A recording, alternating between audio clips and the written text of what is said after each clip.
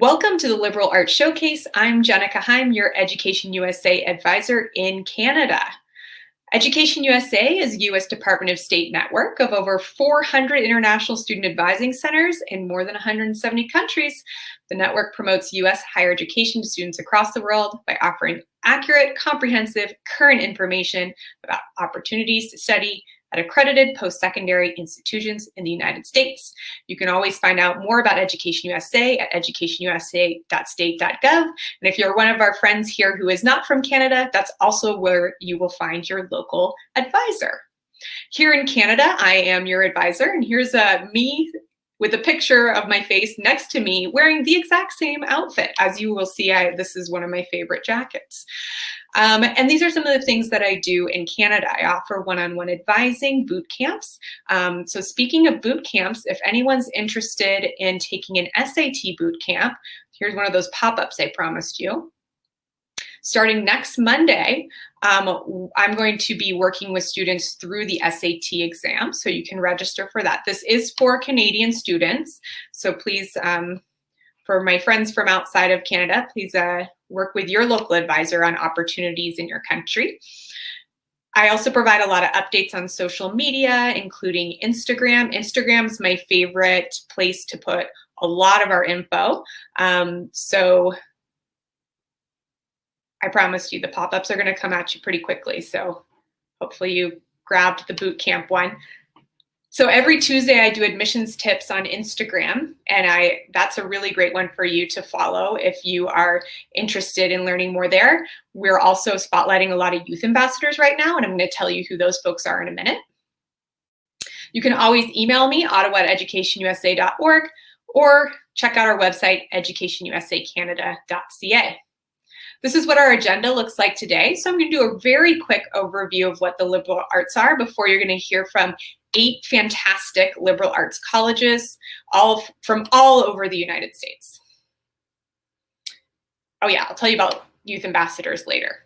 So what are the liberal arts? Don't worry, I'm not going to dive too deeply into history, but they are incredibly historic. Like when it comes to how we learn in the Western sense, liberal arts comes from ancient Greece, and so it's one of the main exciting methods that are used, especially in North America. And the main two forgive me if I mess up how to say these, and my friends here from the colleges can help me. The quadrivium and the trivium. I hope I said those right.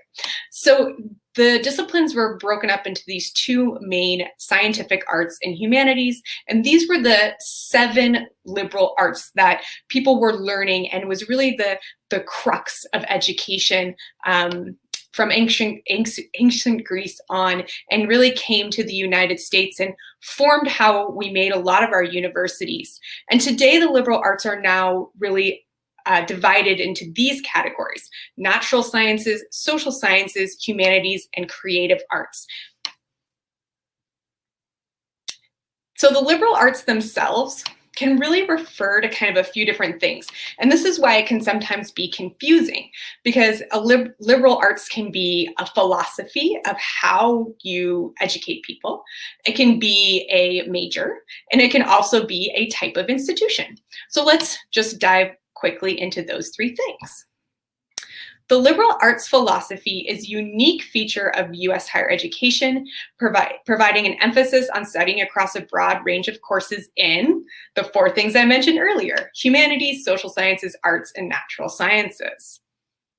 Many U.S. universities have an underlying liberal arts philosophy. So a lot of schools, whether they're called a liberal arts college or not, will have some sort of liberal arts requirements that students might need to meet. So for example, this isn't like every school. This is just example of University X. Let's say you go to University of X, and even though you're a chemistry major, you may be required to take 3 courses in social sciences, 3 courses in arts and humanities, another 3 in second language, and another 2 in something like English composition. This is very normal in US universities to have this kind of spread as part of your education. So you'll see, again, even if a school isn't called a liberal arts school, they may refer to a liberal arts philosophy or a liberal arts range of requirements that you would need to take. Liberal arts itself can be a major. At many institutions, you can major in the liberal arts, which means you have a goal to take, there's a goal to take as many, the goal is to take courses across many disciplines to build critical skills critical for success in a nimble marketplace or graduate studies. So it really focuses on critical thinking, synthesis of ideas, analysis of opposing viewpoints, research and writing skills. So as you can see, all of these are higher level thinking kinds of ways of being. The goal is to really create students who, like I put here, a nimble marketplace, students who are able to come out of their education and be ready for anything, so that you're not stuck learning something that disappears the next day, right? You're able to be agile and move to where the jobs are, and you're able to use critical thinking skills. You're able to use your writing skills to be ready for that job that exists tomorrow and doesn't exist today, right? Also, really good base layer for graduate studies, particularly if you're interested in something like law. If you want to become a lawyer, being really well versed in writing skills, analysis of opposing viewpoints, synthesis of ideas, right? All these skills are really important to build on for something like a law degree, or if you wanted to become a policy analyst, any sort of graduate profession or research, these skills are excellent for. So then that brings us to liberal arts colleges, who are the stars of today. Liberal arts colleges, of course, have a liberal arts philosophy, and they may even have a liberal arts major, but they're going to have a lot of other majors, and they're also going to grant 4-year bachelor's degrees. That's one thing that's really important to know, is that word college, when used in the US, isn't the same as in Canada. You know, in Canada, we're always referring to an institution that's different from a university. But in the United States, a college and a university can both grant 4-year degrees, and the biggest difference is oftentimes a school that calls itself a college focuses more on undergraduate students. So oftentimes they won't even have graduate degrees, or if they do, maybe just a few at the master's level. So these programs, because they focus so heavily on undergraduate students, it means undergrads get the research experience with their professors. It also means there's small class sizes for Socratic style engagement. So the Socratic method, right, being asking a lot of questions, expecting the students to do a lot of the talking. Remember ancient Greece I mentioned earlier? So you can see that kind of methodology has stuck with the basis of a liberal arts college. They tend to have broad liberal arts requirements during what we call the lower class years, so year 1 and 2 at university. You might go in undeclared, like all students coming in might not even have a major, or they might just have an area of concentration they're interested in. Some schools you may even have a major, but you're expected to take a broader range of courses. You might have to take a lot of like freshman seminars or great books, things like that. And then once you get into your upper class years, so your 3rd and 4th year, what's called your junior and senior year, this is when you would, if you haven't yet, you would need to declare a major by this time, and you would take courses typically more concentrated into your field of study. But of course, every school might be a little different, and as you learn from the schools later, they're going to tell you how their coursework is spread and how their classes work. The liberal arts advantage: small class sizes, which encourages a high level of engagement with the professor. I think every single person here today is going to talk to you about this. This is one of the big crux of being a liberal arts college, is really the relationships you can form with your professors. The emphasis on collaborative learning, tight-knit campus environment. They tend to be small schools with smaller student bodies. So you really get to know a lot of your classmates and staff and professors.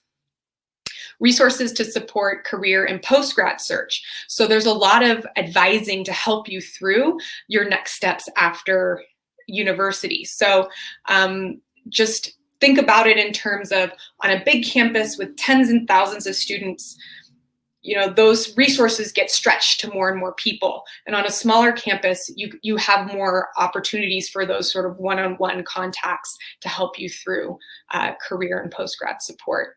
And a truly holistic admissions process.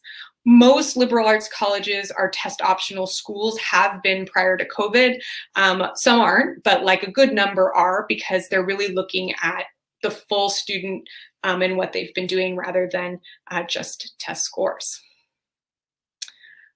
If you are an athlete, most liberal arts colleges are typically in the NCAA Division III, which does not give athletic scholarships. And so D3 is really known for balancing the student life experience with the athletic experience.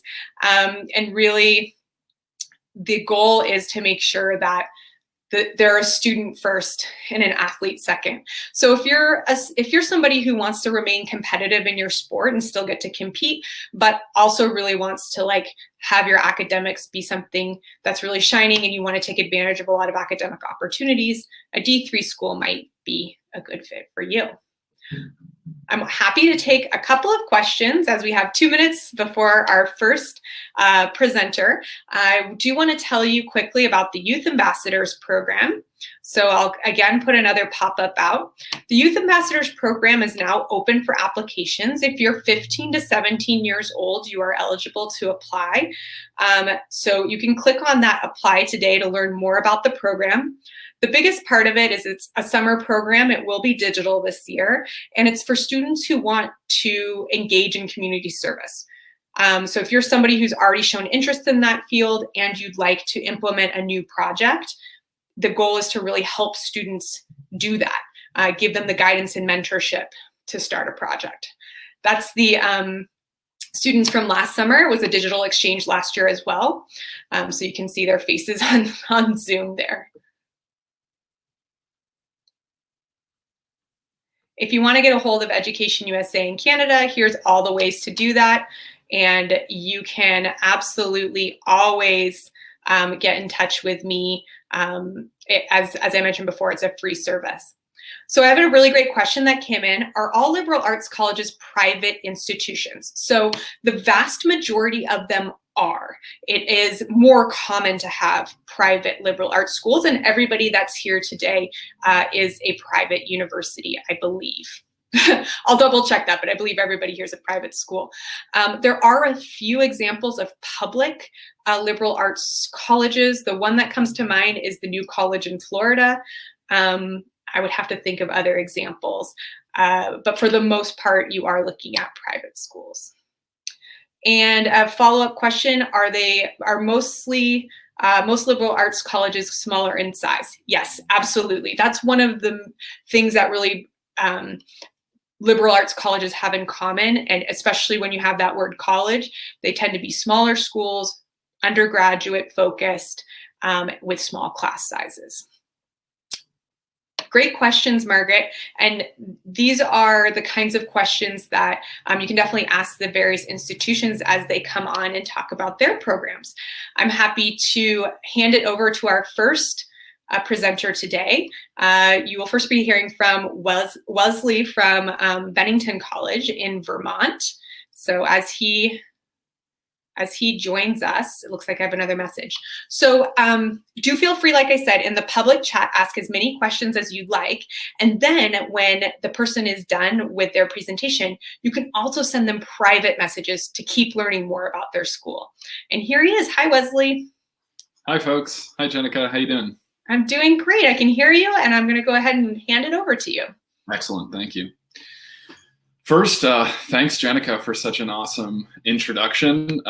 You definitely got the ball rolling with some of the things I'm going to talk about how we view the liberal arts and sort of how our approach to the liberal arts is unique. So my name is Wesley Hoff. I am an admissions counselor at Bennington College. I'm also an alum of the college. I graduated in 2018, so happy to answer any more student-directed questions that you may have. So first, some basic information about Bennington. We're located in southwestern Vermont.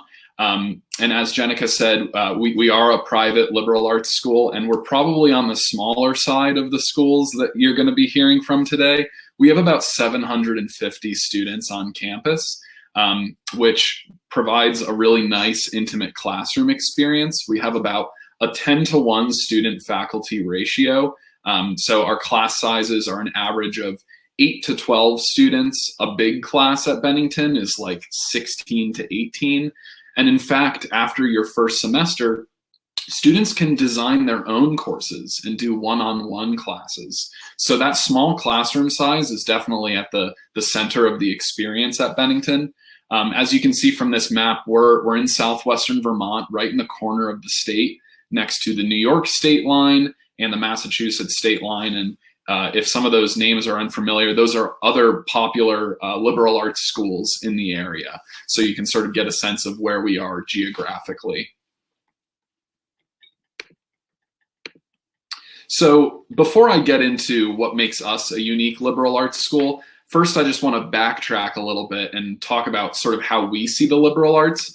And again, I really loved what Jenika was describing about liberal arts being an emphasis on critical thinking and success in a nimble marketplace. I find that really important. We're preparing students for jobs that exist not only today, but tomorrow. We want students to be critical thinkers and be successful in lots of different areas of study, not just one, and we want them to be synthesizing data and thinking critically to be, again, successful in lots of different contexts. One thing you may hear about the liberal arts is that we're teaching you how to think, not necessarily what to think. The liberal arts is an opportunity to work on big, complex problems that involve different areas of study. So they're not just, a math issue, they're not just a social science issue, they're both, for example. So we want students to sort of have their foot in a bunch of different doors and be thinking critically about the connections between areas of study. And maybe as a high schooler, that's something you're already doing. That's awesome. Thinking about what you just talked about in your history class and relating that to your English class. Making connections like that is really at the heart of a liberal arts, especially what we call a progressive liberal arts, which you'll see what makes us a progressive school. So liberal arts programs, typically you're entering and you can enter undecided, meaning you haven't decided if you're focusing on the sciences, the social sciences, the humanities. You're undecided. You're not sure what exactly you're going to focus on. And within that structure, there are majors to focus on, minors to sort of supplement your studies, electives, things that are fun to take, interesting sort of side classes, and then of course, common required courses. Jenika mentioned, a lot of colleges are going to say, okay, take 3 science classes, take 3 English classes, etc. So there are basic requirements, basic classes you need to take in order to graduate. Majors, the way that we think about a major at Bennington is that you decide what you want to study, and then the school will tell you how you're going to study that. So they're going to say, okay, take this introductory course, then take this intermediate course, then take this advanced course. Take some of these required classes in order to graduate, take some electives, choose which ones sound interesting, and you'll graduate. At Bennington, we've kind of flipped that model on its head. And as you can see in this slide, we're asking students to decide what they want to study and how they're going to study it. There are no common required courses at Bennington, so we do not require you to take those 3 science classes, those 3 English classes, etc. It is completely up to the student what courses they're taking. You can think of us as a build your own major program, and this may seem a little abstract, so I'm going to use some examples as I continue and talk about how we approach these studies. And again, critical thinking, synthesis of ideas, analysis of opposing viewpoints, research, writing skills, that is the meat and potatoes of liberal arts, and especially at a place like Bennington. This is a place where you're going to do a lot of original writing. You're going to write a lot of essays. You're going to do original research, even as a science student from your first year. You're doing your own research. We have a very sort of active classroom environment. So again, no set pathways at Bennington. You decide what classes you're taking. You decide how you're going to go about this. And that's what makes us a very intentional and reflective and interconnected college. We like to call ourselves a laboratory for innovation, that students who are coming to Bennington are thinking new ways. They're thinking, they have new ideas, and they're constantly making interesting connections between areas of study. Now, we call this process the plan. When a student declares their areas of study, we call it their plan. So when you ask a student like what their creative major is at Bennington, we ask, what's your plan in? What'd you write your plan in?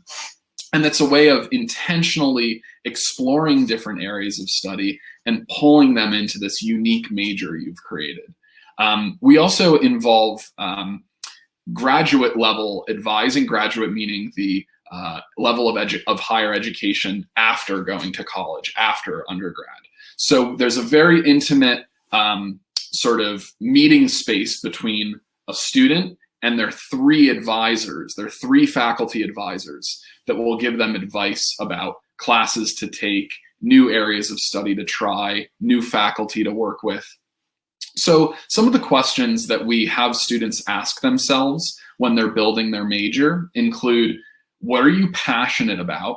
That's something that you can ask yourself right now. What drives you? What impact will you have or do you want to have in the world?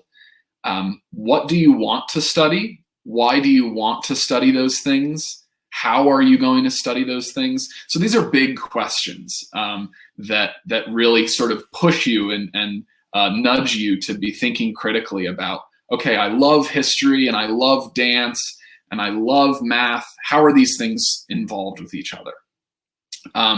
An example that I love to use is, let's say a student comes in and they are studying character design. They're an actor, they're a director, a theater director, and they're a writer. And they want to take as many classes as they can to best understand characters. How do you play the best characters? How do you write the best characters? How do you direct the best characters? So you can see how the central question is character design.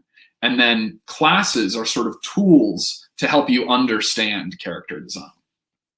Now, as a sophomore, students write what we call a plan essay, and that's basically our version of declaring a major.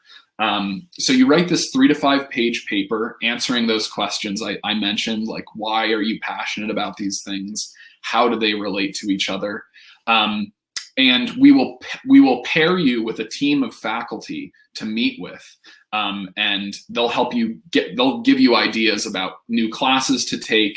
So to use my earlier example of a character design student, if that student doesn't write anything in their plan essay about philosophy classes, psychology classes, social science classes, that's exactly the sort of student that we built this plan process for, so that faculty can sit down with them and say, it's great that you're interested in character design from this artistic perspective, but if you really want to know what makes a good character interesting, you should attack this question from an academic perspective too.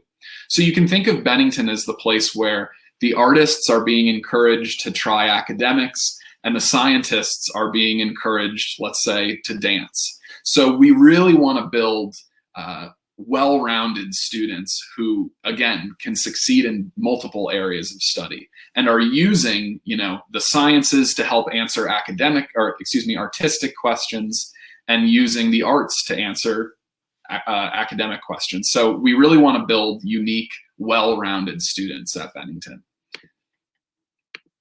Now, an example of a plan, because it's an essay, you always title your plan. So one plan that a student wrote is called Why Do We Move That Way?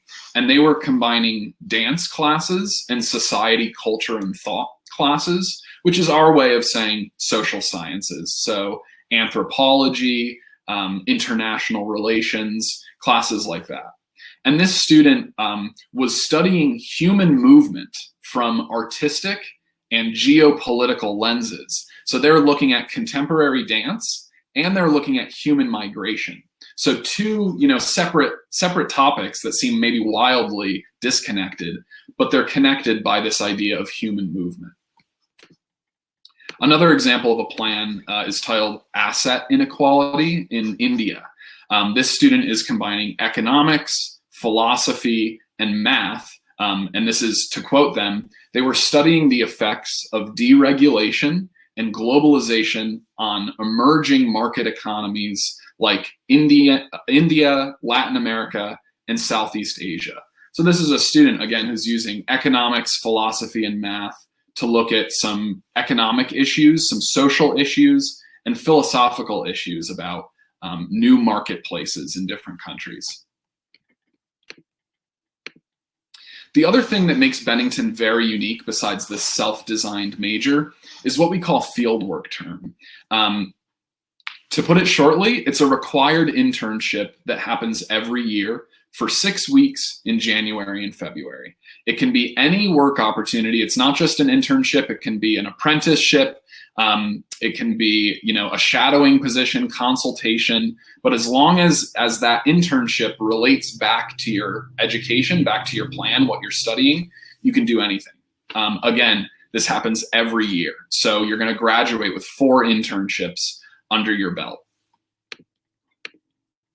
And before I wrap things up, I do want to mention how awesome housing at Bennington is. We have a community approach to housing where students are placed in a house of about 35 to 40 students each. There's 18 houses, and they're all organized based on lifestyle and personality. So you're living with people of different backgrounds, ages, studies, where they come from. The only thing that determines which house you're in is, do you want to be in a tight-knit group of people who are always hanging out together, or do you want to be a little more on your own and just reading all the time? So different communities that will hopefully, get you comfortable at Bennington right away. And briefly, we are test optional, and here are our application deadlines, the typical deadlines: November 15th, December 1st, and January 15th. And we encourage a portfolio of work that you're proud of. So that can be essays you've written, stories, visual art you've done, performances, presentations. And we strongly encourage interviews too.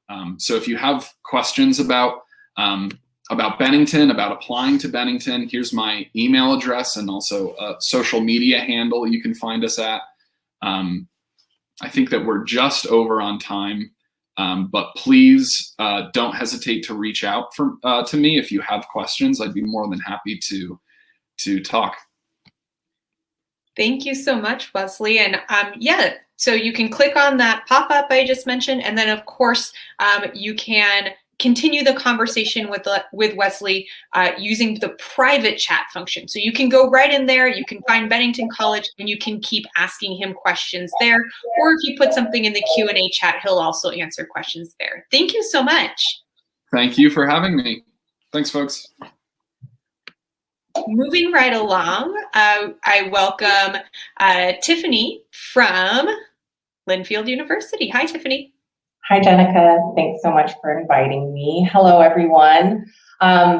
Wesley's presentation was really great, touched a little bit more on what a liberal arts education means. For those that have just joined or have come in briefly and missed a bit about what the liberal arts education means, I'm going to be touching a little bit on that, so don't worry. Again, my name is Tiffany Anderson, and I'm an Assistant Director of Admission here at Linfield University. So happy to be here talking to you all. So let's just begin then. So Linfield University is located in Oregon. We're going from one end of the country to the other here on the West Coast. Linfield's located in McMinnville, Oregon. So we are kind of in the northwest area of the city. If you looked at a map and squared it off, into 4 squares. McMinnville is located about an hour south of Portland, Oregon. So Portland, Oregon is probably what most folks have heard about more commonly. We're about 45 minutes, a little bit from Salem, the state capital, about an hour or so from the coast. So we're in a really nice little pocket, a region called the Willamette Valley. We are actually famous for being known as Oregon's Pinot Noir growing region. So we do have a wine program attached to that. So I'll touch a little bit on that. So Linfield, just kind of our student demographic, we are, again, on that smaller side. Jenika had mentioned private liberal arts universities typically tend to be on the smaller scale.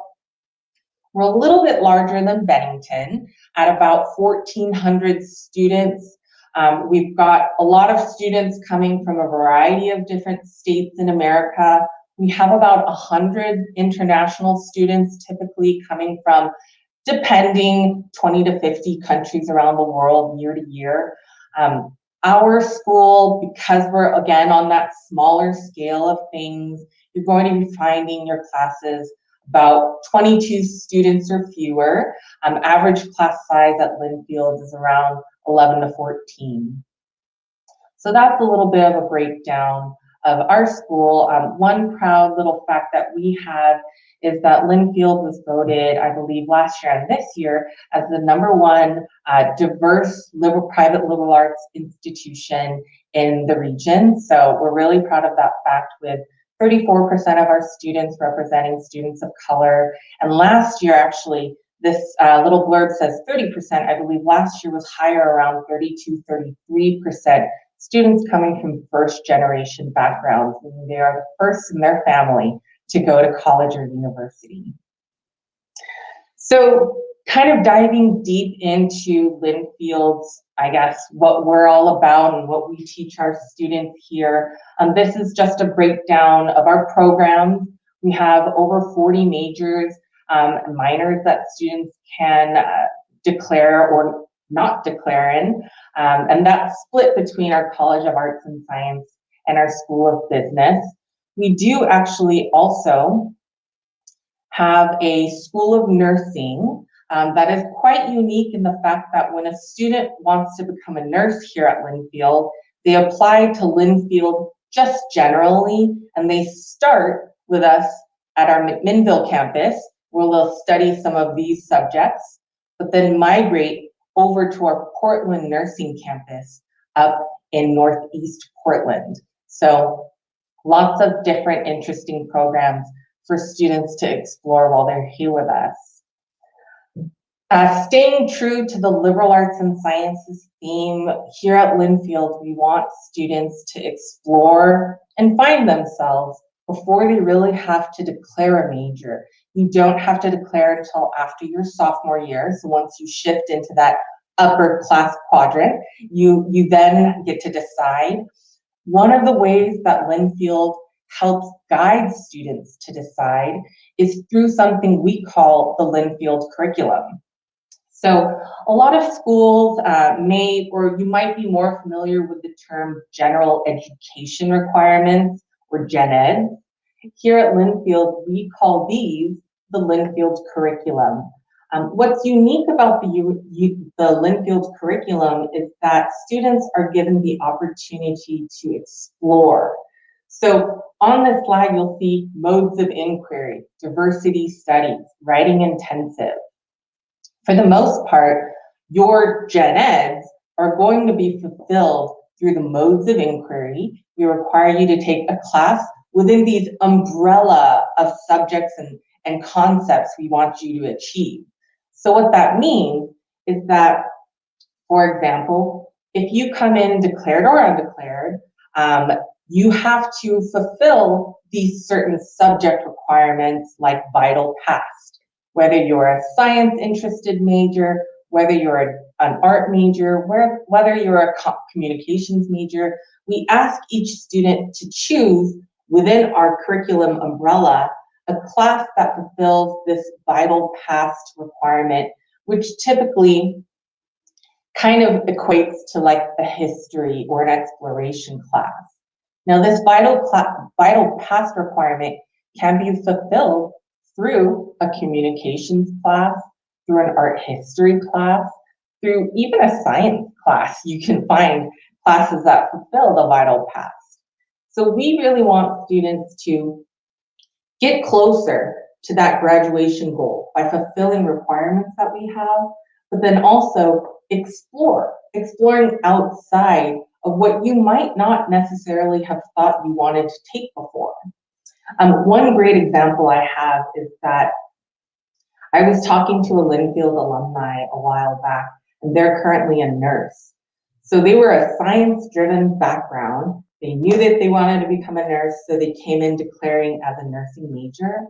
But they shared with me that their liberal arts background really helped them with helping to understand the patients that they treat.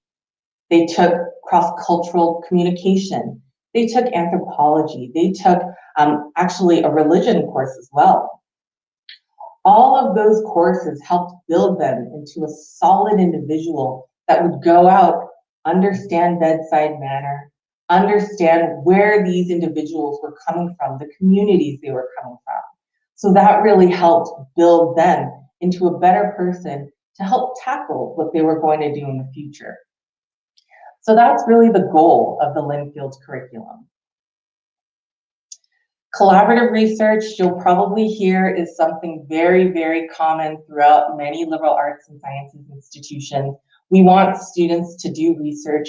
Students are able to do research starting from the get-go if they wanted to, whether that's through their history program, through their sciences, or through their communications degree as well. Students are allowed and encouraged to fulfill those questions that they have coming into college of how can I be the one to contribute to the cure of cancer even maybe. We actually have students doing research now using lasers and nanoball technology, something that's a little over my head personally, but things that they have done in terms of diving deeper into cancer research.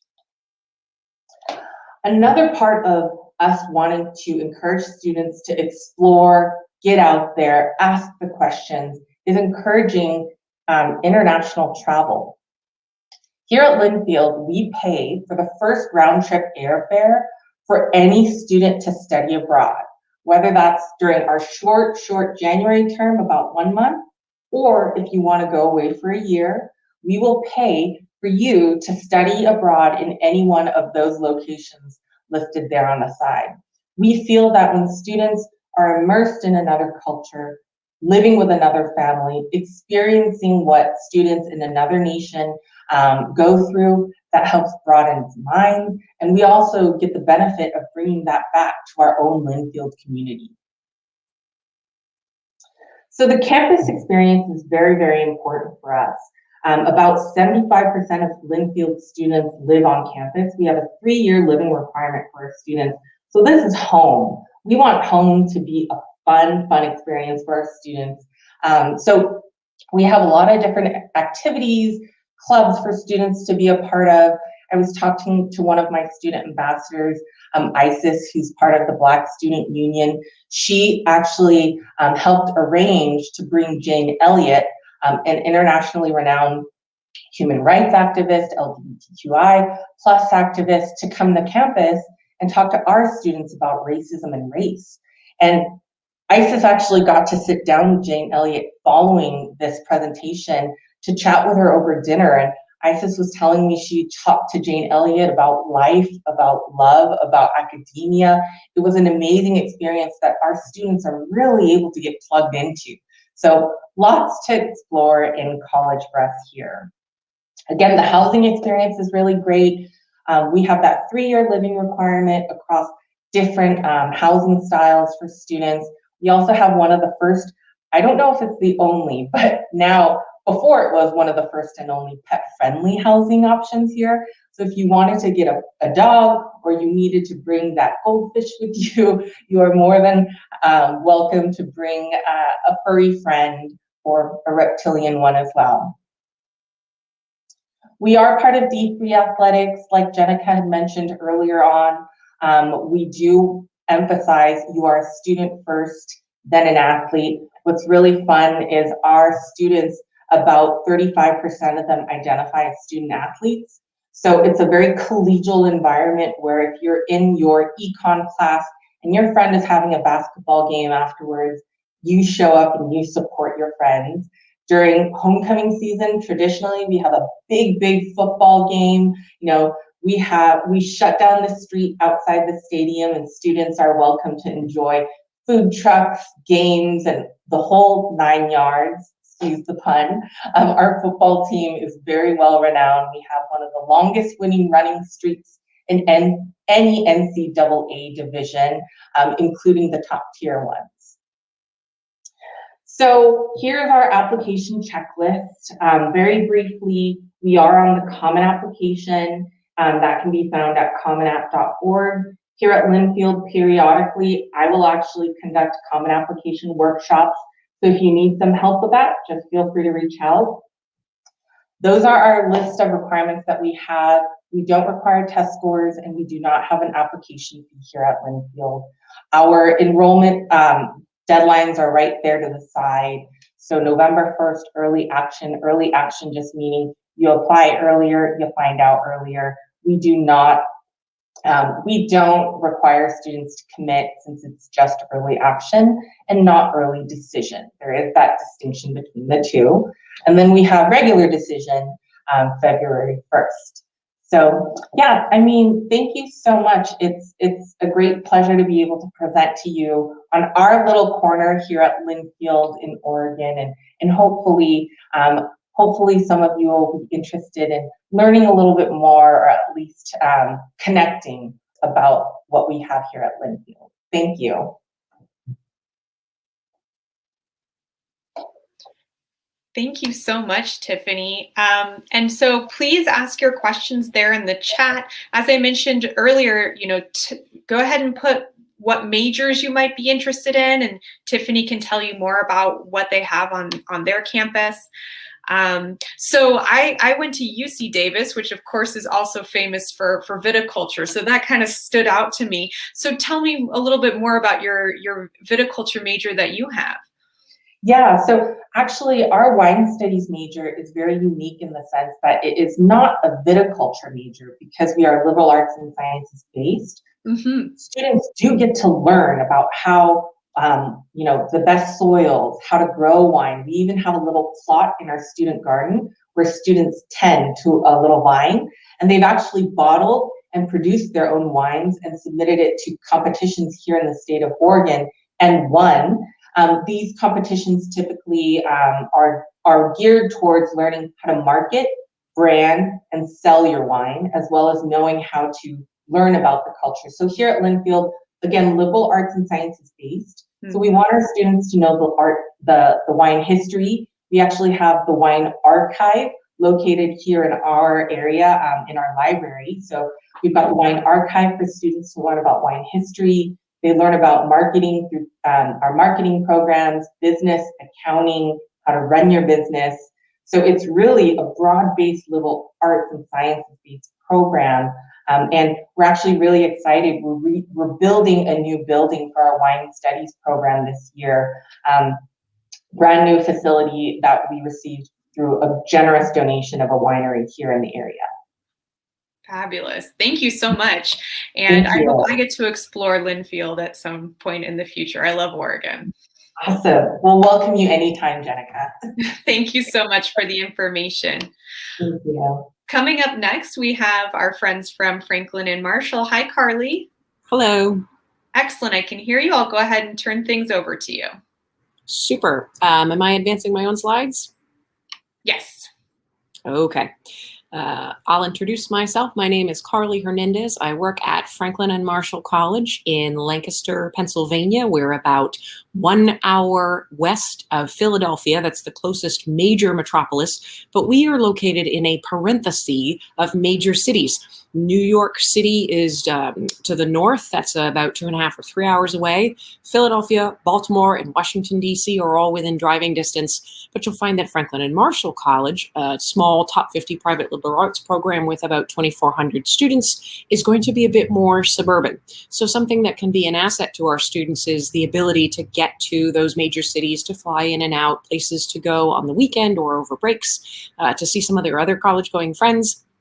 However, our campus is very green, as you'll see in some of our photos, and is much more removed from that very, very highly urban feel. And I'm actually someone who attended F&M myself about 10 years ago, so I'm a bit biased for that kind of a feel of a campus. I'll go ahead and describe some of our specifics if this is your first introduction to F&M, as we're known. As I said, we're fairly smaller. That's the model of the liberal arts, is that in order to have a 9-to-1 student-faculty ratio, in order to be very, very customized in your research, in your classes, in the things that you do to personalize your education, we have to be small. So liberal arts colleges are smaller on average, and we're about average for the liberal arts. We're very diverse. We have students coming from 45 states and 47 to 55 countries, depending on the year. In fact, I would say our international population is one of the things that sets us apart. It's very typical for lots of programs like us to have maybe 12% international students, maybe a little bit less. We're 20% international. So I would say that one of the things that characterizes F&M is that about 1 in 5 of our students is not a US citizen. So that's not even counting our dual citizens. That does make our campus very global in its feel. We're going to have students who are contributing in our discussion-based classrooms, that's 60% of them, perspectives that are not necessarily brought up in the United States. They're going to have very global approaches to concepts like economics and biology, and of course history, and things like human rights and women's studies. So this creates not only a diverse population in the housing, in the cultural offerings that campus has, but also in the classrooms, which I think students don't necessarily realize until they get into those discussions with someone who has lived in some of these areas of the world that are the topics of our current courses in politics, for example. Not just international students, though, even within the US population. 25% of our students identify as those of color. 20% are Pell eligible, which is a FAFSA-related term that means they are a part of a socioeconomic group that is able to come to F&M because of generous financial aid, which we'll talk about later. 20% are the first in their families to come to college. And of course, having that number of students in that cohort also means we're going to have lots of support, lots of resources for people who are not getting lots of answers and advice necessarily from their parents or from their families and are coming to college really having to learn as they go. Inherently, because we have students from so many areas of the world and the country, I'll say that there's also a lot going on campus on the weekends and throughout breaks because we are a highly residential college rather than being regional. Students don't just come from a drivable area. And so, of course, they're on campus. When I was at F&M, I'm from New Hampshire, about a 550-mile drive. I was always on campus looking for things to do. And so those statistics naturally are going to create a very robust extracurricular life. And so that's one of the benefits of having this dispersal of population that we do. It's a real resource for students who are looking for things to be engaged in while they're not necessarily in classes like during weekends and breaks. As I mentioned, something that's specific to a smaller program that we're especially proud of is the level to which you can personalize your education. When you have a smaller cohort of students and they're undergraduate only, there's a lot of ability to change or cater what you'd like to do. And so if you're someone who wants to do more than one study abroad, who wants to do more than one foray into research, you can do those things. And you don't necessarily have to follow the path of those before you.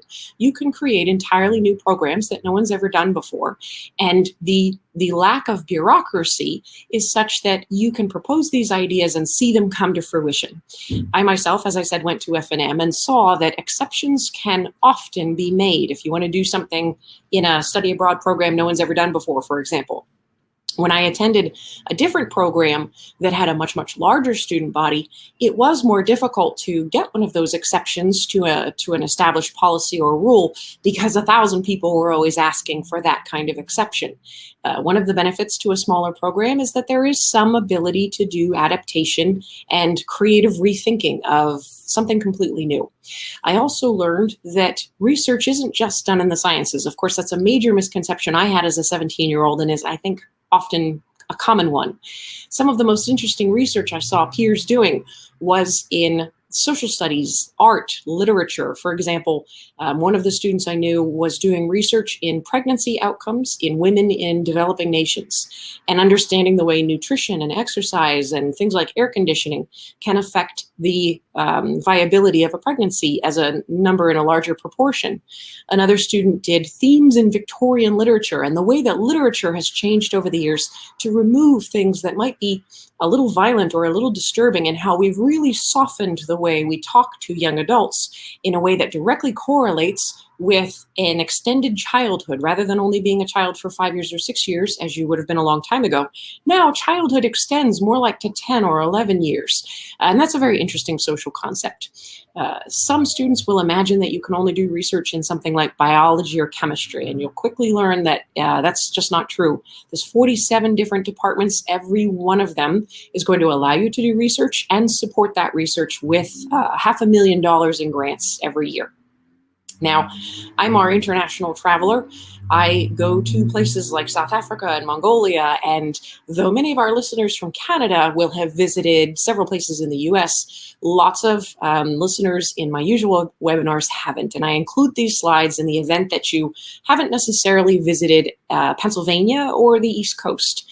This is an idea of what our city looks like because, of course, these images are worth 1,000 words, as we say. We do have all 4 seasons, but our winter is fairly mild. Our city is relatively small at 55,000 people. As I said, we're a little more suburban. We don't have skyscrapers or a financial district, but we do have Amtrak to get in and out of the cities to go do something fun. And we do have 75 different restaurants, a lot of which are international, which I love, and things to do in Lancaster. So most of our students do stay in Lancaster throughout the week and may only explore further for fun on the weekend. Now, here's a few images of our campus to the same end. If you're not able to do a tour because of travel restrictions, this is the feel of our campus throughout spring, summer, and fall.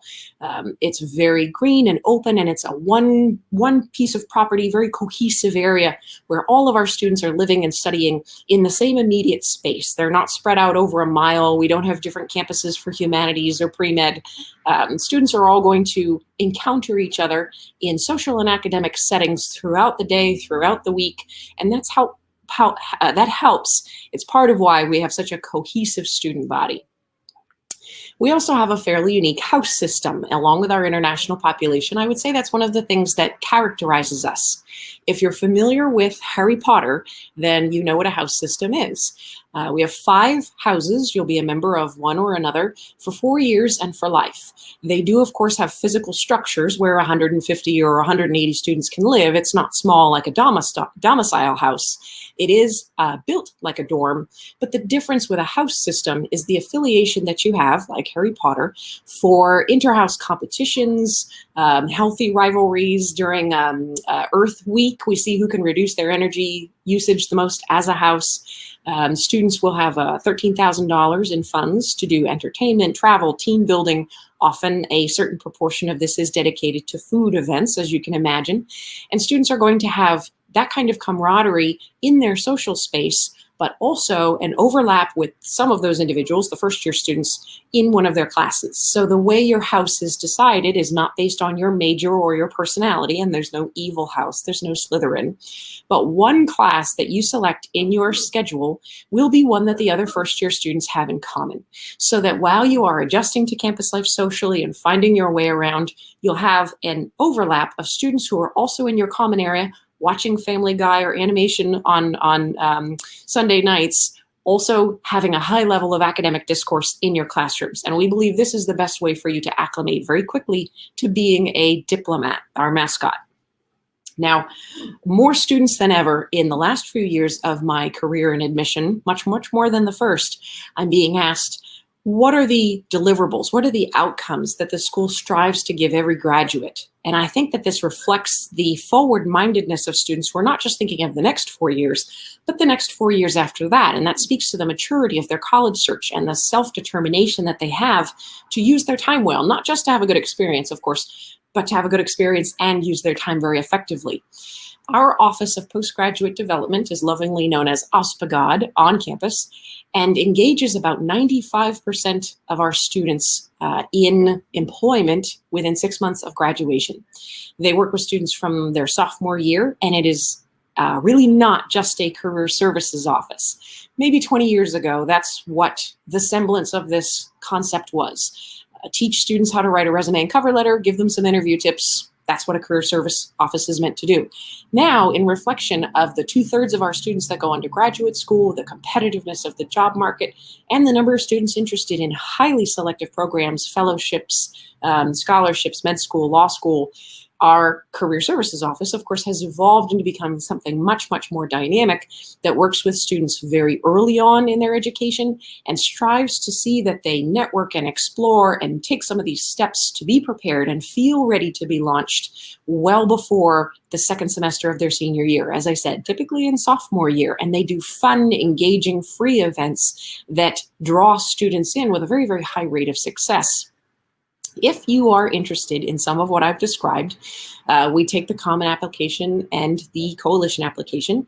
We have been test optional for decades. So we're not a school that adopted that simply just for the pandemic, but have always had a very holistic perspective on application reading. We're fairly selective, admitting somewhere around 33% of our applicants. And so things like having extracurriculars, a community-minded spirit, someone who's going to really love being part of that house system, doing something in addition to your area of academic interests like art or music or athletics, all those things are part of a holistic application process. We have an early decision deadline in November and one in January. If F&M were a first choice, you could choose to apply early decision, but of course that is binding, which is different than early action. And if you were someone who was interested in knowing what your financial aid would be if you applied, because of course with that binding agreement, that can be an important thing to know, we can do an early financial read for you if you're interested in early decision.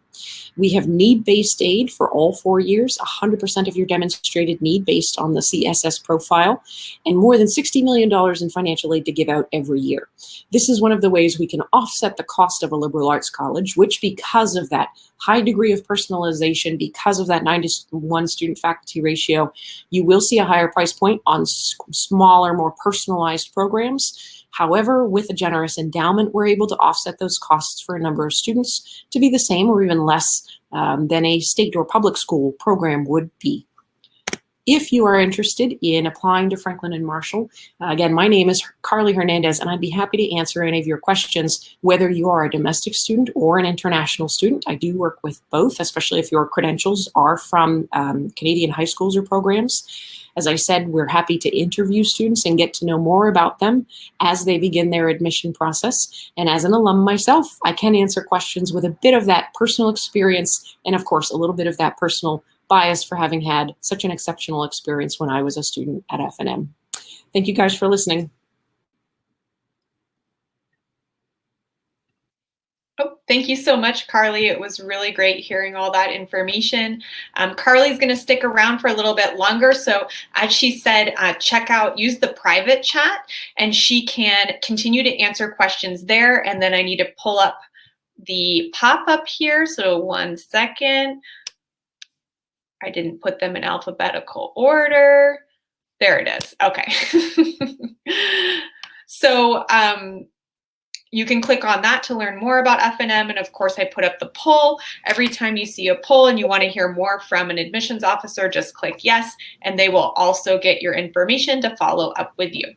We are going to keep scooting right along here. And I see Steve has joined us from Concordia. Hi, Steve. Hi, Jenika. How are you? Good. All right. I can hear you. I'll go ahead and jump off. Great. Thank you very much. Welcome, everybody. My name is Steve Schaefer, and I am one of 2 admissions representatives for Concordia College in Moorhead, Minnesota. This is an exciting day for you. You're really getting a tour of some wonderful colleges and universities, opportunities to explore a variety of options and schools. And so I'm happy to tell you a little bit more about Concordia. We are located in Moorhead, Minnesota. This slide will give you a little bit of an idea of where that is in the United States. I am a graduate of Concordia, like many of the representatives you've heard from today, although it's been a while since I was a student. Graduated in 1988, and yet I've had two of my own children who've attended. So I can give both that perspective of a graduate, of a parent, and then even share some stories from my children. I want to just give you a very quick overview of what you can expect at Concordia. I'm going to speak for about 10, maybe 12 minutes. I want to leave some time at the end for some questions for you. And then, like Jenika said, you can also post messages to me in the private chat and I can answer them there as well. Moorhead, Minnesota is a sister city of Fargo, North Dakota. We're located right on the border of Minnesota and North Dakota. Together, the metropolitan area where we live has a population approaching 300,000 people, so a mid-sized U.S. city. And along with Concordia, there are 3 other universities in our community. So while you can see on this slide, we have an enrollment of about 2,000 students with about 100 international students from nearly 40 countries. The total student population in our community is actually about 30,000 college students. And when you take all 4 of those colleges together, there are about 3,000 international students in the community. So it's a dynamic area. I like to describe it as the best of both worlds. You get the small personalized attention that Jenika and others have spoken about at a college like Concordia, where our student to faculty ratio is 13:1. Average class size is 18 students. And you really get to develop those relationships, but then you can add to that the opportunity to interact with students at the other universities, take advantage of the resources that are available to students on all of those campuses, and then all the activities that go along with that as well. Concordia is 1 college, 3 schools. And what I mean by that is the structure of the school. We have a school of business, somewhat unique for a liberal arts college to have its own dedicated school of business, but that is an opportunity at Concordia. We have the School of Health Professions. One of the areas for which Concordia is very well recognized includes our range of pre-medical opportunities. We also have a nursing program. So some great opportunities if you're thinking of going into the health professions. And then we have the School of Arts and Sciences. And that's where, while you'll have a liberal arts component to your education, no matter which school your major is located in, kind of the heart of that liberal arts experience exists in our School of Arts and Sciences. Those areas of study that you see on the slide, the 120 different programs, that includes our majors, minors, areas of concentration, and I'll be happy to tell you more about each of those as well.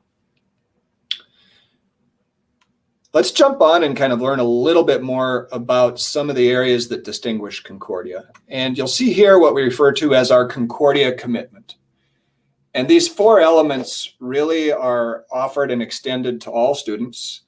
That means that we are going to work to be affordable. A little bit later in the presentation, I'm going to show you our specific costs and the financial aid that we offer. I'll introduce it right now simply by saying that we do offer scholarship assistance automatically to all admitted international students. I'll get into that in a little bit more. With our career preparation, the college has an integrated 4-year plan for getting students to be involved in our Career Center. It begins that very first year on campus, even during freshman orientation, where students are introduced to the career counselors that specialize in their area that they're thinking about for a major. And we also have counselors that are more generalist if you don't know what your major is going to be. The learning and doing, hands-on learning. We have a program at Concordia. You've maybe heard some of the other admissions representatives refer to a variety of programs using acronyms, and there are a lot of acronyms in higher education.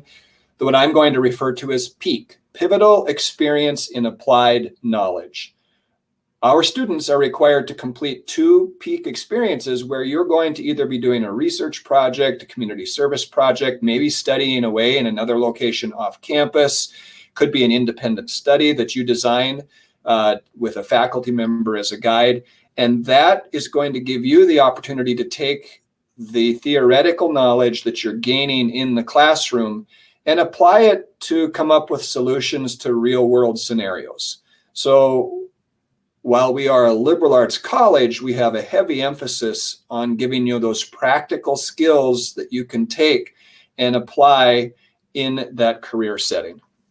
So that learning and doing is an important part of our experience. And we offer a 4-year guarantee.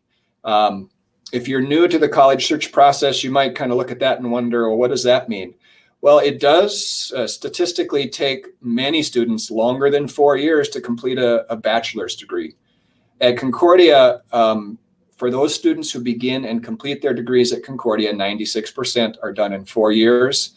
That ties back to the affordability, because then you're only paying for those 4 years of education, but it also then gets you ready to move on to those next steps, whether that's career, whether that is graduate school, or maybe like some of our students going on into some postgraduate intentional volunteer opportunities.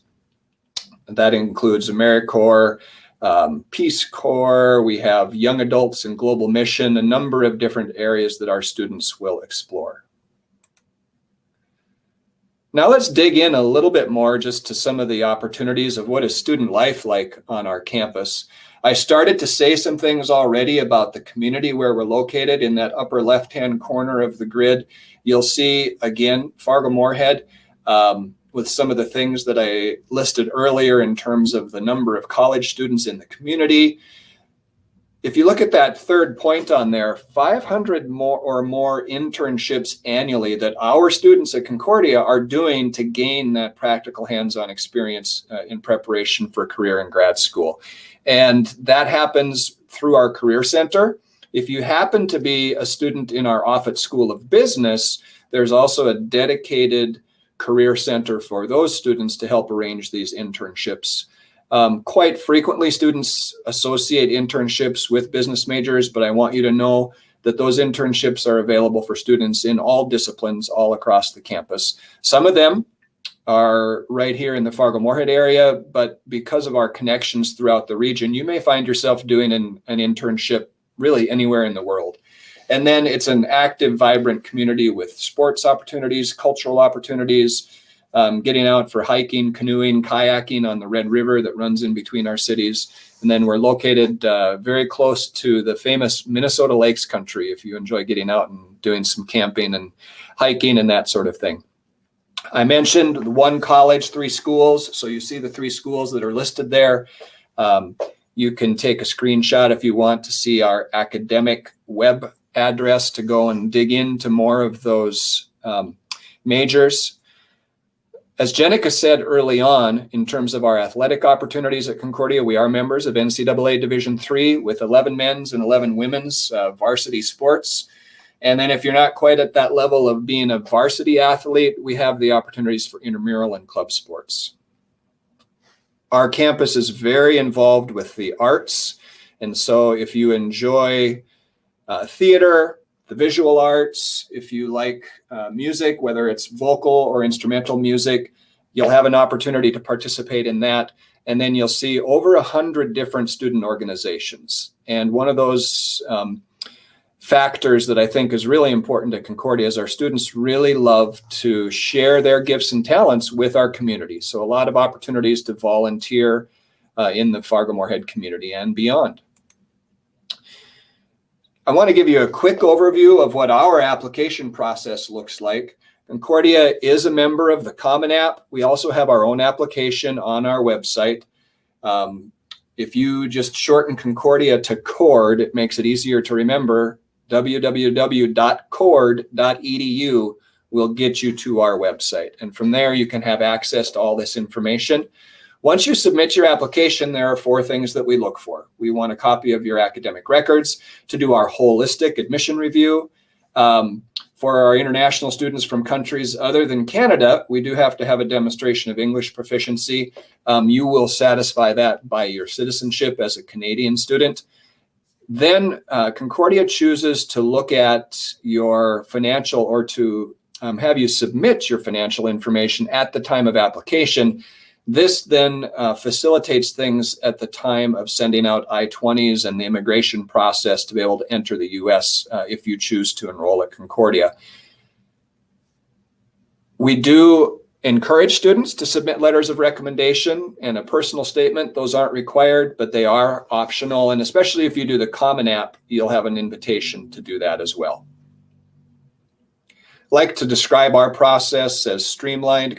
Concordia is considered moderately selective, and probably about 62% of the students who apply to Concordia are offered admission.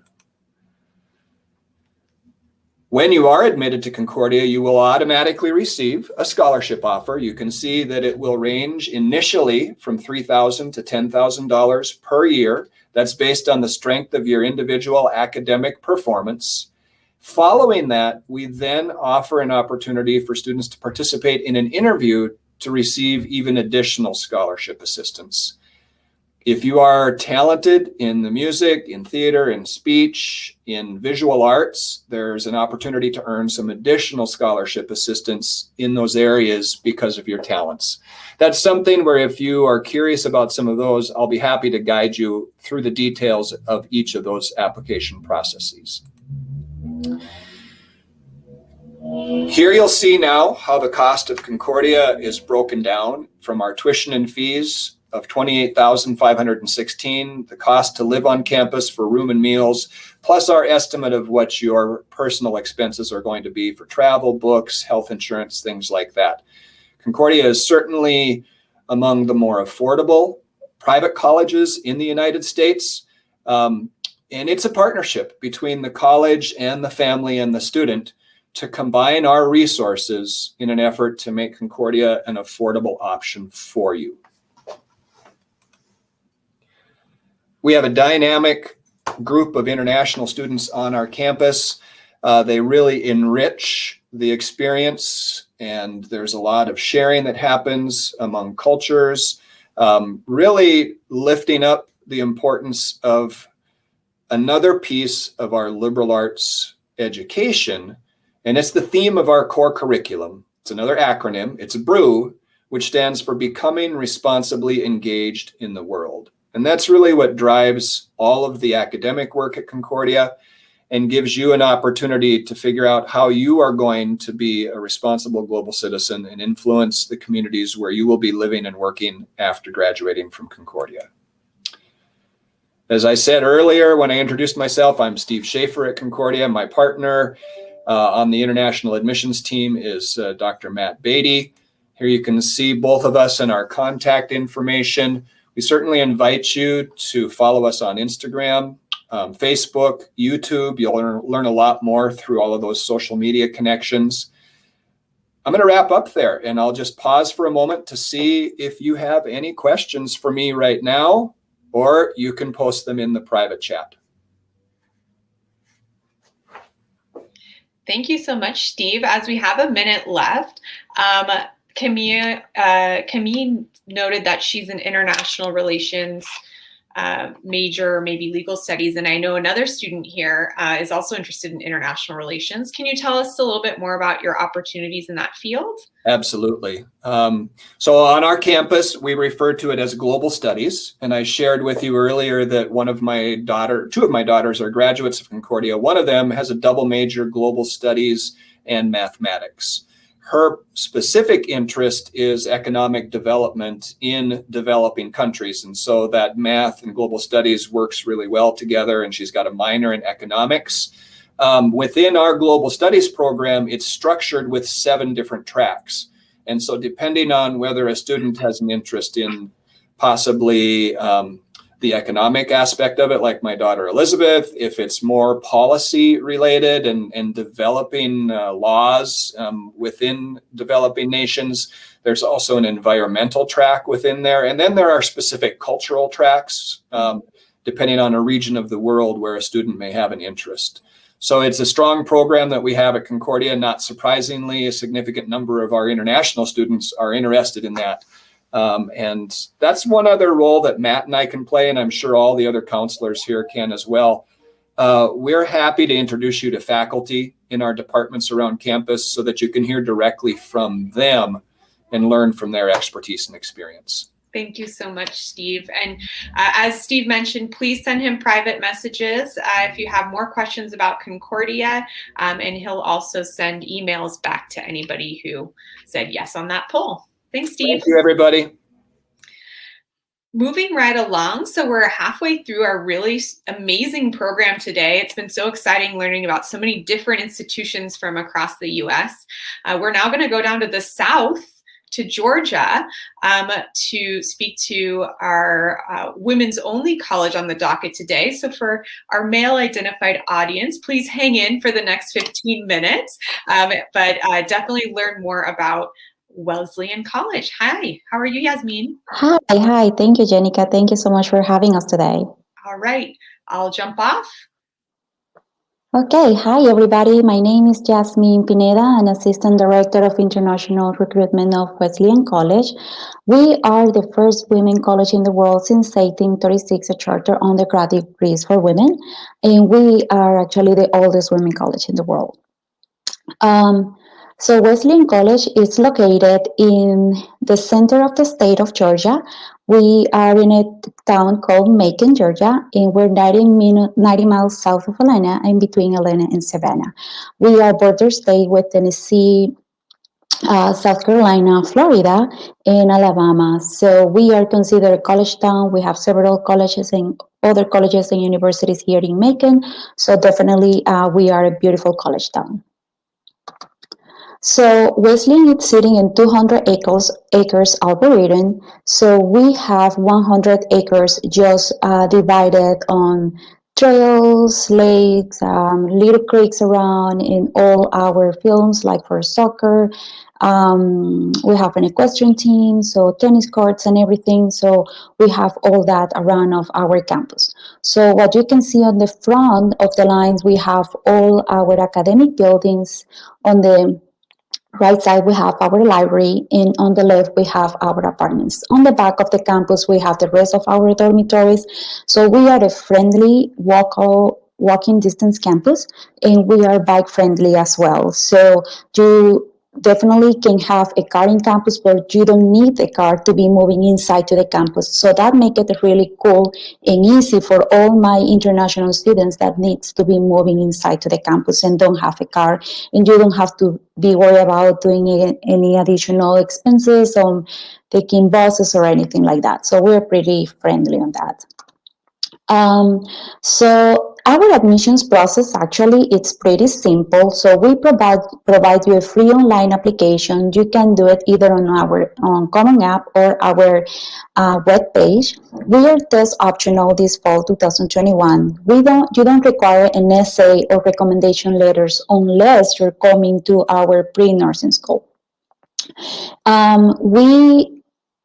For my students in Canada, we won't require TOEFL or ITLS or Duolingo for you, since English is your native language, and we require your official transcripts. Please notice that your high school transcripts must be credentialed, so we have several options of agencies that can provide you a credential transcripts. And as soon as you submit your application, you will be submitting a scholarship application. So talking about scholarships, as I said, we offer you merit scholarship. As soon as you receive your admissions letter, you are going to receive a scholarship according to your GPA from $12,000 to $15,000 per year. So our tuition cost for this year is $25,190. And 99% of our students receive scholarships.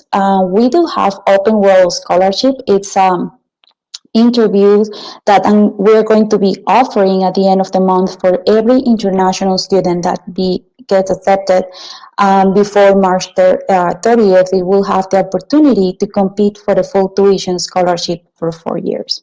And we don't charge our state fee either. So I think that it's pretty good for you as international students. So as you can see, this is our cost of attendance. And we have the room and board institutional fee. Basically, Wesleyan offer you the opportunities to bring any external scholarship if you have it. we don't, on the institutional fee, we include the books. So for all of you guys, you don't need to do any additional expenses on your books. So academically, we have 24 majors, 35 minors. We have 9 pre-professional programs, and our student to ratio professor to ratio is 13:1, in average classes size of 15. So Wesleyan is a small art liberal college that offer you the opportunity to be in a small environment.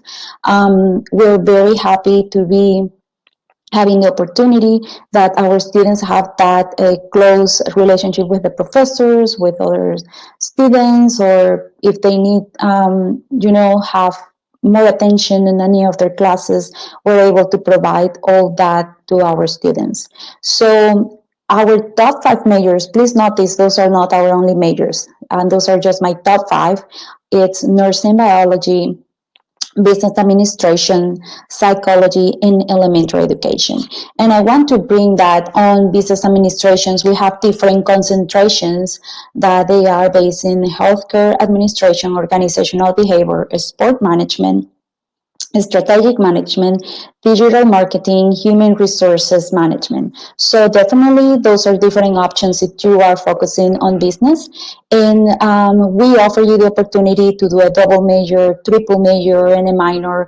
And we have a self-designed program as well. So you are able to declare your major on your sophomore year, and you are not obligated to declare your major on your first year. So we definitely are flexible with that, and we offer you to have different type of opportunities with be creative with your majors. So we have 23 clubs and organizations on our campus. We are academic support. We have academic support for reading, writing, tutorings. Those are some kind of things that we have in campus for you that doesn't have any additional cost. We have a disability service department, equine and inclusions as well. So if you would like to be part of one of our clubs members, you definitely are welcome. We offer our students the opportunity to join different clubs and organizations. We do a really nice fair on the 3rd week of class. So we give the opportunities to all my freshman students to come and join the different clubs that we have. So we have international students like from 17, 20 countries. We have students from 11 states. We have a beautiful diversity campus, students from all over the world. They come to Wesleyan for 4 years for exchange students, or they are transfer students, and our students are welcome to come to different countries like China, Canada, Greece, Italy, South Korea, Japan. So if you would like to have the option to do and study abroad, you can do it, plan it with a study travel course course with a faculty, or you can do any study abroad internships as well. And you can choose an internship no matter where you want it.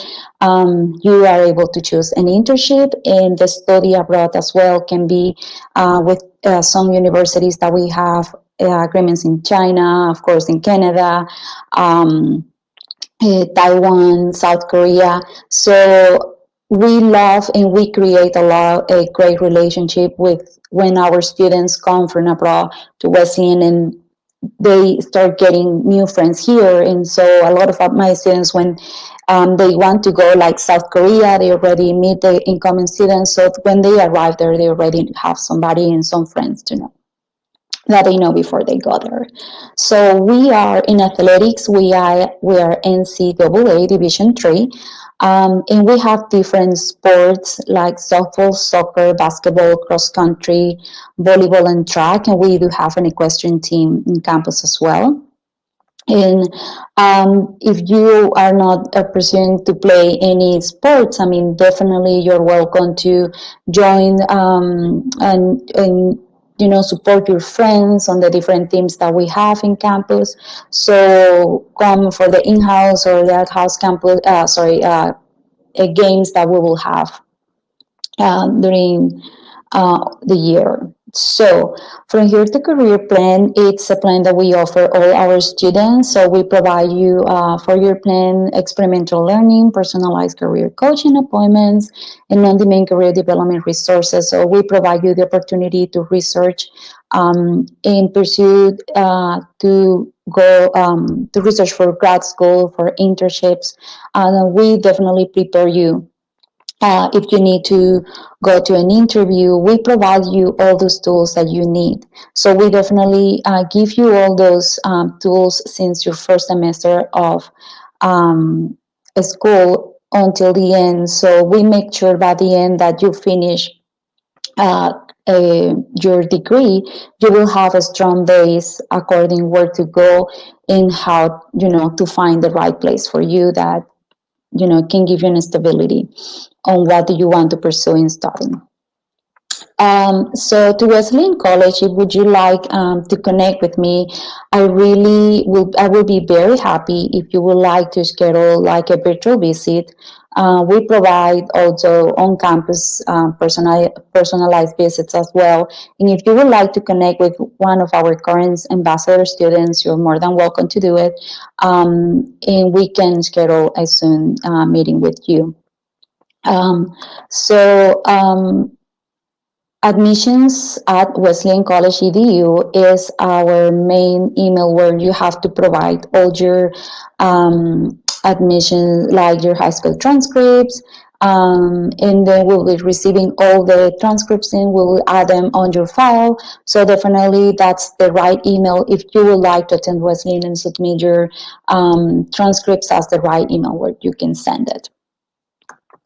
So as I said, my name is Jasmine, and this is my email address. So my phone number is there as well. So I speak English and Spanish. So if any of you need any, Spanish counselor around, I can do it as well. So thank you very much, and I appreciate the opportunity.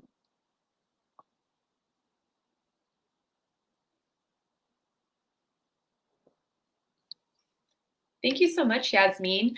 And we just had 2 minutes left, so I would love to just ask a couple questions. We've had a quieter group today, which, hey group, I know there's some Spanish speakers in here too. You can ask Yasmin your questions in Spanish if you want. Always hit her up in the private chat too. So as a women's only college, tell us a little bit about that. What are some reasons why students choose a women's only environment? Well, a lot of my girls choose a women environment, once because we are a small school, because as a woman we provide a lot of support academically. We're a really strong academic school. One of the other reasons, we are the first women college in the world, so we are the oldest one, and we have a great reputation in that, and that makes us really unique. Wesleyan, I consider on my side, is a place of opportunities that may let you raise your voice. So definitely you have different options and opportunities to be out of an outgoing person and grow up academically and be a strong professional woman. And do you have any links to other local colleges or universities in your area? Yes, actually, we do have partnerships like with Mercer universities, and they have the same with us regarding on our law careers, pre-law, and then we are able to offer some courses that probably some of our students may need or ours will need to complete any courses before they go to grad school or something like that. We have that partnership where they can our students can go or their students can come to us. Excellent. Thank you so much for joining us, Yasmin. And please send Yasmin private messages if you have more questions for her. Thank you. Moving along, we will invite Bill from Oberlin to join. So Oberlin College today is the sole college that also has a conservatory. So this is a pretty unique opportunity. Hi, Bill. Hi, how are you? I'm good. All right, I'll go ahead and turn things over to you. Awesome. Good afternoon, everyone. Great to meet great to connect with all of you virtually. My name is Bill Prescott. I use he, him pronouns. I'm one of the Senior Assistant Directors of Admission at Oberlin College and Conservatory in the wonderful city of Oberlin, Ohio. So I'm excited to get a chance to share a little bit about Oberlin today and also answer any questions you may have as you're starting out in your college search. So in starting a little bit about Oberlin, I like to start kind of more broadly a little bit about our numbers and our history as an institution. So Oberlin College and Conservatory, we're a community of about 2,800 students. This is split between our College of Arts and Sciences, which is our liberal arts college, as well as our Oberlin Conservatory of Music. About 2,200 students are enrolled in the College of Arts and Sciences. About 500 or 600 are enrolled in the Conservatory of Music. And of those conservatory students, about 175 are pursuing what we call a double degree program. So this is a special program where students can actually double major between the College of Arts and Sciences and the Conservatory of Music simultaneously. We bring in students from all across the United States, and about 12% of our student population is international citizens coming from all corners of the world, including Canada. And they major in a number of different subjects. We have 47 majors within the College of Arts and Sciences, 42 majors in the Conservatory of Music, as well as a number of different minors and integrative concentrations. Like many of the schools here today, I think one of the benefits and the hallmarks of a liberal arts education is that access to faculty and the small class sizes. You can see student faculty ratio in the College of Arts and Sciences 11-to-1, for example, and 80% of classes have 20 students or fewer. I also think it's important to note when thinking about Oberlin is our commitment to making the cost of education affordable. We guarantee to meet 100% of demonstrated financial need for all students offered admission into Oberlin, and yes, that does include international citizens. And then we also consider students for additional merit-based aid as well as need-based financial aid. So happy to talk more about that as we go through. But I want to get started by talking a little bit about the academic experience at Oberlin and kind of what it means to be in the liberal arts community. And when we talk about the academics at Oberlin, we really talk about what we call engaged liberal arts. So taking what you learn in the classroom and applying it into hands-on learning and practice. And this starts from the moment you arrive on campus as a first-year student. Over 90% of our first-year students end up enrolling in one of our first-year seminar classes, which are capped at 14, and these are small discussion-based writing intensive courses with a faculty member who's kind of serving as that initial advisor. When you apply to Oberlin, you come in as an undecided student for the College of Arts and Sciences. You have until your second semester of sophomore year to officially declare a major. And I think that's important to stress is that with the liberal arts education is that access to faculty and the ability to explore. Students have to take courses in a variety of kind of broader distribution areas, 2 courses in the humanities or languages, 2 in the social sciences, as well as 2 in the natural sciences or mathematics. But what class you take are completely up to you. So students tend to be very interdisciplinary in their studies at Oberlin. Over 60% of students double major or have additional integrative concentrations or minors. And that access to faculty is critically important as you really dive into learning on whatever topics you choose to study for your majors. Another key hallmark of that experiential learning, and when we talk about engaged liberal arts, also falls within our academic calendar.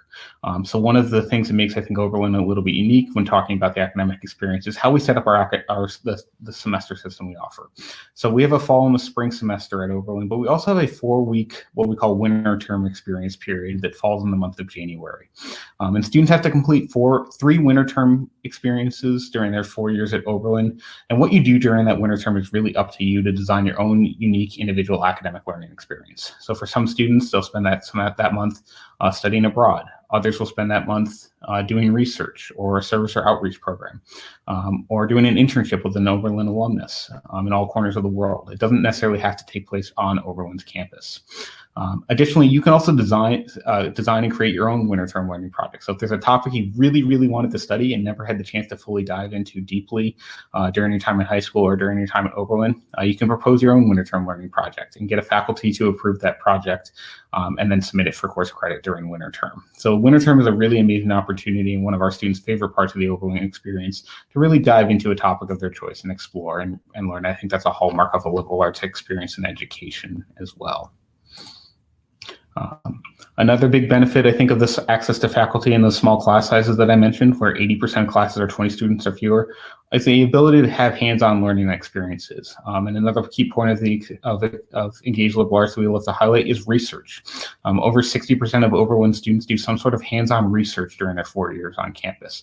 And the fact that we are an undergraduate-focused institution is that you really get to work in those smaller settings with our faculty and have access to them from the moment you arrive as a first-year student.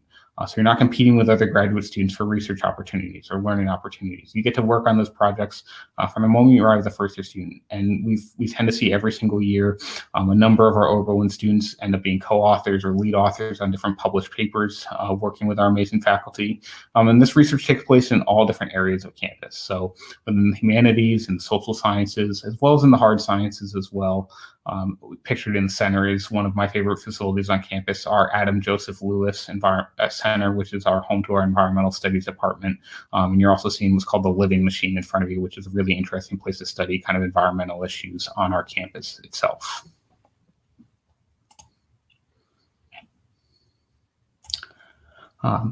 Another key hallmark of that experiential learning that I've been talking about is the ability to do shadowing and other hands-on learning. Here pictured is a former Oberlin student doing a medical shadowing experience with an Oberlin alum over winter term. We also have an amazing alumni network of Oberlin alumni around the United States and around the world to we can help connect you with to find different learning opportunities and really take what you learn in the classroom and apply it into practice, whether that's for a job, an internship.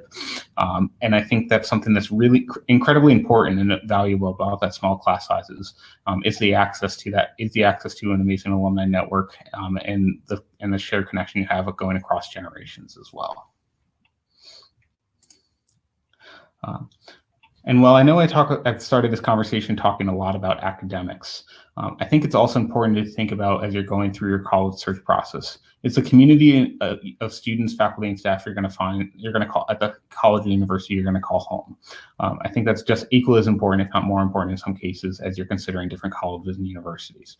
And at Oberlin, we really take a lot of pride in that dynamic community environment where the students can find a home. As I mentioned earlier, about 12% of our student population are international citizens, and they integrate it into the community in a number of different ways. In terms of student clubs and activities on campus, there's over 175 active student clubs and organizations on campus every semester. And new clubs and organizations are starting every single year as well.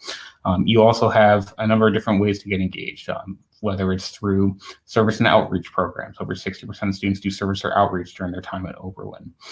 Whether it's through athletics, Division III varsity athletics or clever intramural sports, working on political outreach and engagement, environmental sustainability initiatives, or some of the numerous opportunities in the arts, whether it's through theater and dance, or through our Conservatory of Music, which I'll talk more about in just a second, as well as our amazing cinema studies program and engaging with the town of Oberlin.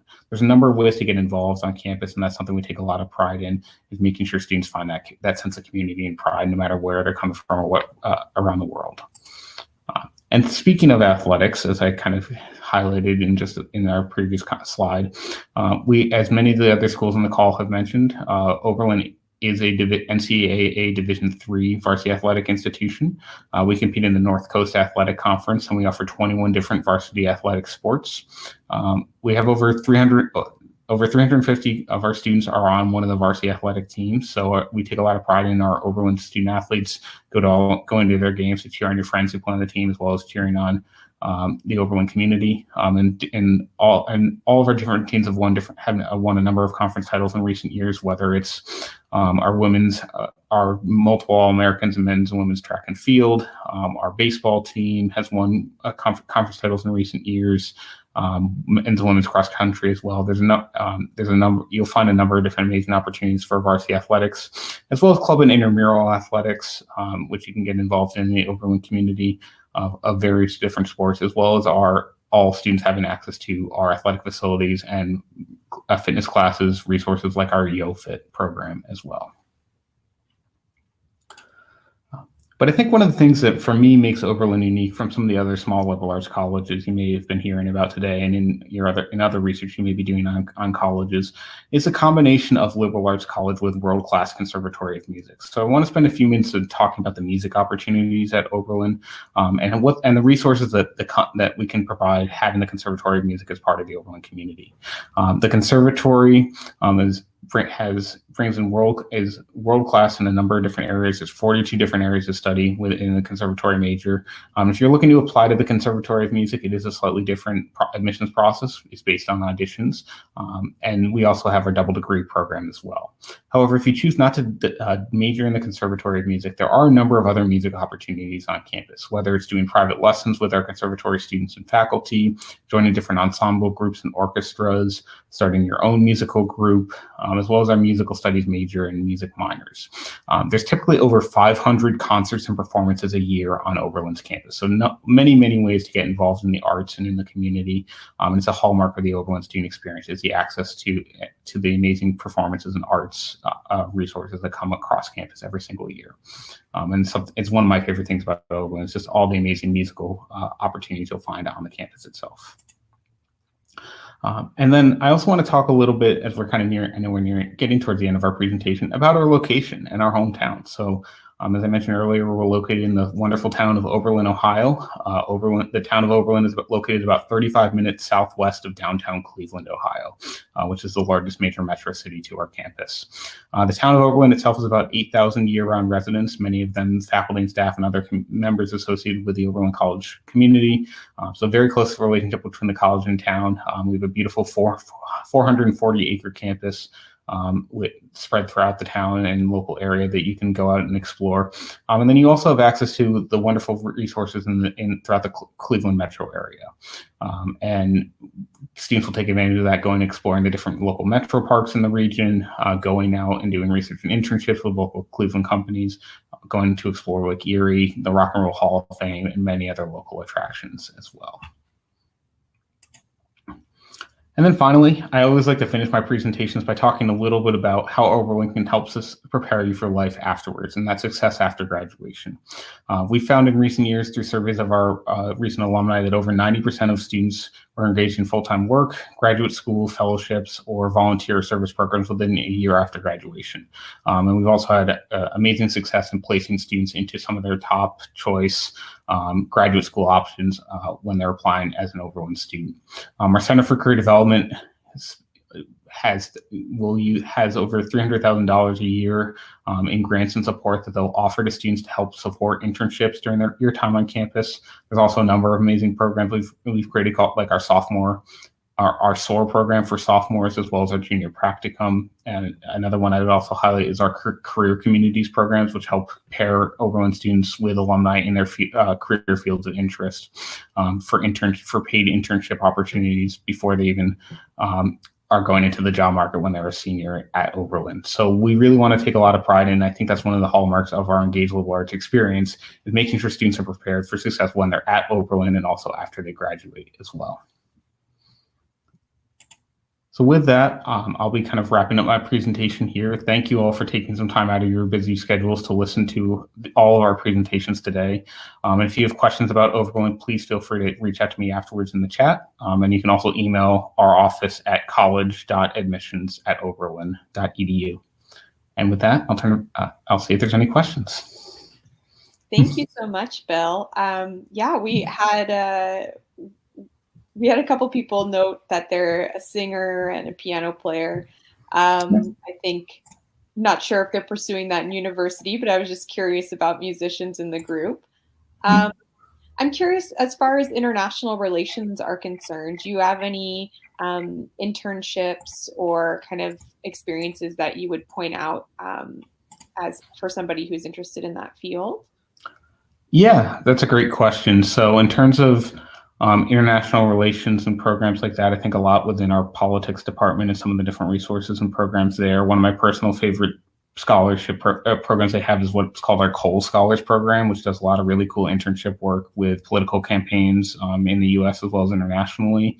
And I think another thing I didn't mention as much in this program as well is One of the things in Oberlin's commitment to international education is opportunities to study abroad. About 75 to 80% of all Oberlin students will study off campus at some point during their 4 years at the college and conservatory. So really taking what they learn in the practice and using the world as their classroom is a big part of no matter what major you go into. But I definitely think about that, particularly with the international relations and politics as well. So, yeah. Thank you so much, Bill, and thank you for the information on Oberlin.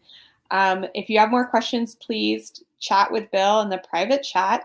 I realize I don't think I did the pop-up for Wesleyan, so I'm just going to do that now. So the previous speaker from Wesleyan, that's the link for that group. So I'll give you about 5 seconds on that one, and then I'm going to give you the Oberlin pop-up. So Oberlin coming in 2 and 1. If you want to know more about Oberlin, you can click here. That goes right to their admissions page. And there's also a few of the universities provided handouts. Oberlin has one, so does Wesleyan, and so does one of our other institutions, Concordia. So you can also get more information in the handout section. We are going to scoot right along to Wisconsin and our friends over from Beloit. Hi, Hernan. Hello, thank you very much for having me today. Happy to have you. I'll go ahead and turn it over to you. Thank you very much. Hello, everyone. It's an absolute pleasure to be speaking with all of you. I quite love Canada and been there several times. And Wisconsin, in many ways, shares a northern frontier with Canada by virtue of water and land. So I'm delighted to speak to you about Beloit College, where I work as an admissions counselor, but most importantly, I'm a proud alum of. I graduated from Beloit just 1.5 years ago and had the most spectacular, life-changing experience of my life. And I'll tell you a little bit why. So at Beloit College, every number tells a story, and the numbers at Beloit matter because when you are a student at Beloit, you're anything but a number. That being said, there are a few statistics that are important to understand in order to know what Beloit is all about. First is its size. Beloit College is a very small, purposefully small liberal arts college in Beloit, Wisconsin, with a little over 1,200 students. Representing nearly every state in the United States and more than 40 plus countries. We have a phenomenally high international student population representing, again, more than 40 countries around the world. I was part of that international student population as well, flying 3,000 miles sight unseen from tiny Ecuador, South America to Beloit, Wisconsin to receive the most spectacular education of my life. Something that's notable about Beloit student population is that we are Wisconsin's most diverse college. We mean that in a variety of different ways, demographically, racially, economically, we are the most diverse college in Wisconsin. And with that also comes great diversity of thought and intellectual curiosity, which is something that really makes the Beloit experience unique. And one of the ways in which we do that is through our phenomenal program. Some of our most popular majors listed there, as you can see, include anthropology, biochemistry, creative writing, business and economics, psychology. And so the beauty about a Beloit education is that not only are you allowed to explore these different disciplines at the same time, but very much, in fact, encouraged to do so. We have a variety of students who are doing, for instance, biochemistry and literary studies at the same time. And I think that intersection of interdisciplinary approach is exactly where the Beloit value really shines quite a bit. In fact, more than 1/3 of our students double major. And when thinking about the success rates after Beloit, it's important to know that 93% of our recent graduates are employed or in graduate school, some of them in the best schools in the country, within 6 months of graduation. So there's a really high percentage that as you go through a Beloit education, you're experiencing the very best of the world once you are done with it. Now, one of the ways in which we create such success is due to the way in which Beloit College has really reimagined what it means to actually advise and mentor students. We have a standout program at Beloit College called the Advanced Mentoring Program, which does a few things. On a more surface level, promises that you get connected to your academic advisor within 72 hours of enrolling and choosing Beloit. So let's say you apply, as I hope you all do. you decide to come to Beloit College, and within 3 days, no matter, whether that's in February or in April, prior to your arrival to school in August or in January, you will be connected with an academic advisor who is very much with you for the first 2 years of Beloit, or until you declare your major, for which you have 2 years for, as many liberal arts colleges offer. Now, what's very unique about the Advanced Mentoring Program is that you will have these ongoing workshop and classes throughout that first year, in which you meet with this small cohort of students, probably a 10, 15 student class at the most, where you get to really learn skills that prepare you for college and for the world after college. So it doesn't have a specific topic. For instance, it's not an introductory economics course, but it's a course specifically designed to help you achieve all these spectacular skills that are going to take you quite far in the future. And the Advanced Mentoring Program is really heavy over the first 2 years of your Beloit experience, but then the remaining 2 years are very much dedicated to career channels, which again is this overarching mentorship program that we have here that really offers students through these channels the opportunity to get specific internships, field experiences, connections, networking opportunities to go into the fields that you are interested in. And these are purposely broad academic categories that you can be involved in. And the beauty, again, is that you can be involved in 1, 2, even 3 career channels if you're interested in that. So you can see right there, we have some arts channels, the business and entrepreneurship channels, quite broad, the health and healing, anything having to do with medicine, the justice and rights program, if you're interested in social justice, human rights, international relations, world building, if you're a creative person, if you can code a video game. Those spectacular things are really what makes a Beloit education quite valuable. And then at the end of the day, you realize that when you choose to come to a place like Beloit and you're pursuing your different academic pursuits, you realize that here you will never have to sacrifice your passions in pursuit of an academic interest that you're not profoundly devoted to. So you will always be able to pursue those passions, to take them to the largest possible extent you'd like to take them, and do so all while earning a fantastic degree and maybe a double major and maybe 2 minors. And so all of those things matter quite a bit. Now, what also matters is the experience of living on campus, of being part of the Beloit College community and Beloit, the city as a whole. So Beloit has a very vibrant community that is in many ways designed exclusively for you, the student. That's certainly how I felt while I was a student here, even though there were more than 1,000 other students. In many ways, it was quite spectacular to see Beloit's ability to tailor itself to my needs, to, again, my passions, my interests, my ability to kind of develop myself more as a leader while I was here. And that happens often with many of my peers and current students. So one of the ways in which this campus is spectacularly designed for students is through the powerhouse, which you can see pictured there, an old power generating plant that Beloit has actually bought and repurposed into this magnificent modern building, while keeping some of its history in the industry and what it meant for the city of Beloit, but turning it into this spectacular space where you have a gym, a track suspended on the 2nd floor, but also study spaces, a new auditorium and movie theater, the health and wellness center, where we have a big impact on helping students preserve their mental health and be well as humans, not just as students. We are a Division III NCAA school with 18 varsity teams, absolutely phenomenal opportunities for those interested in athletics.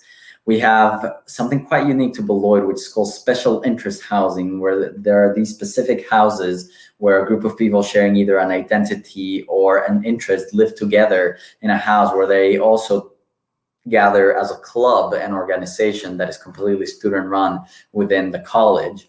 Downtown area of the city of Beloit is about a 5-minute walk from campus, an absolutely beautiful, picturesque, small town kind of image that you see in many places around the United States. But Beloit's quite beautiful in that it gets those very pronounced seasons. It has this unique history that Beloit, the college, shares with the city for nearly 2 centuries, and all these really powerful connections that make us a big part of the community, and the community a big part of Beloit. There's phenomenal opportunities for student engagement and leadership with student government, with more than 50 clubs, organizations, intramural sports, and perhaps most importantly, substantial campus employment opportunities for you to learn things that you may not necessarily learn in class. And so that gives you really the ability to succeed in other ways beyond just what you're learning inside the academic portion of your studying experience here at Beloit.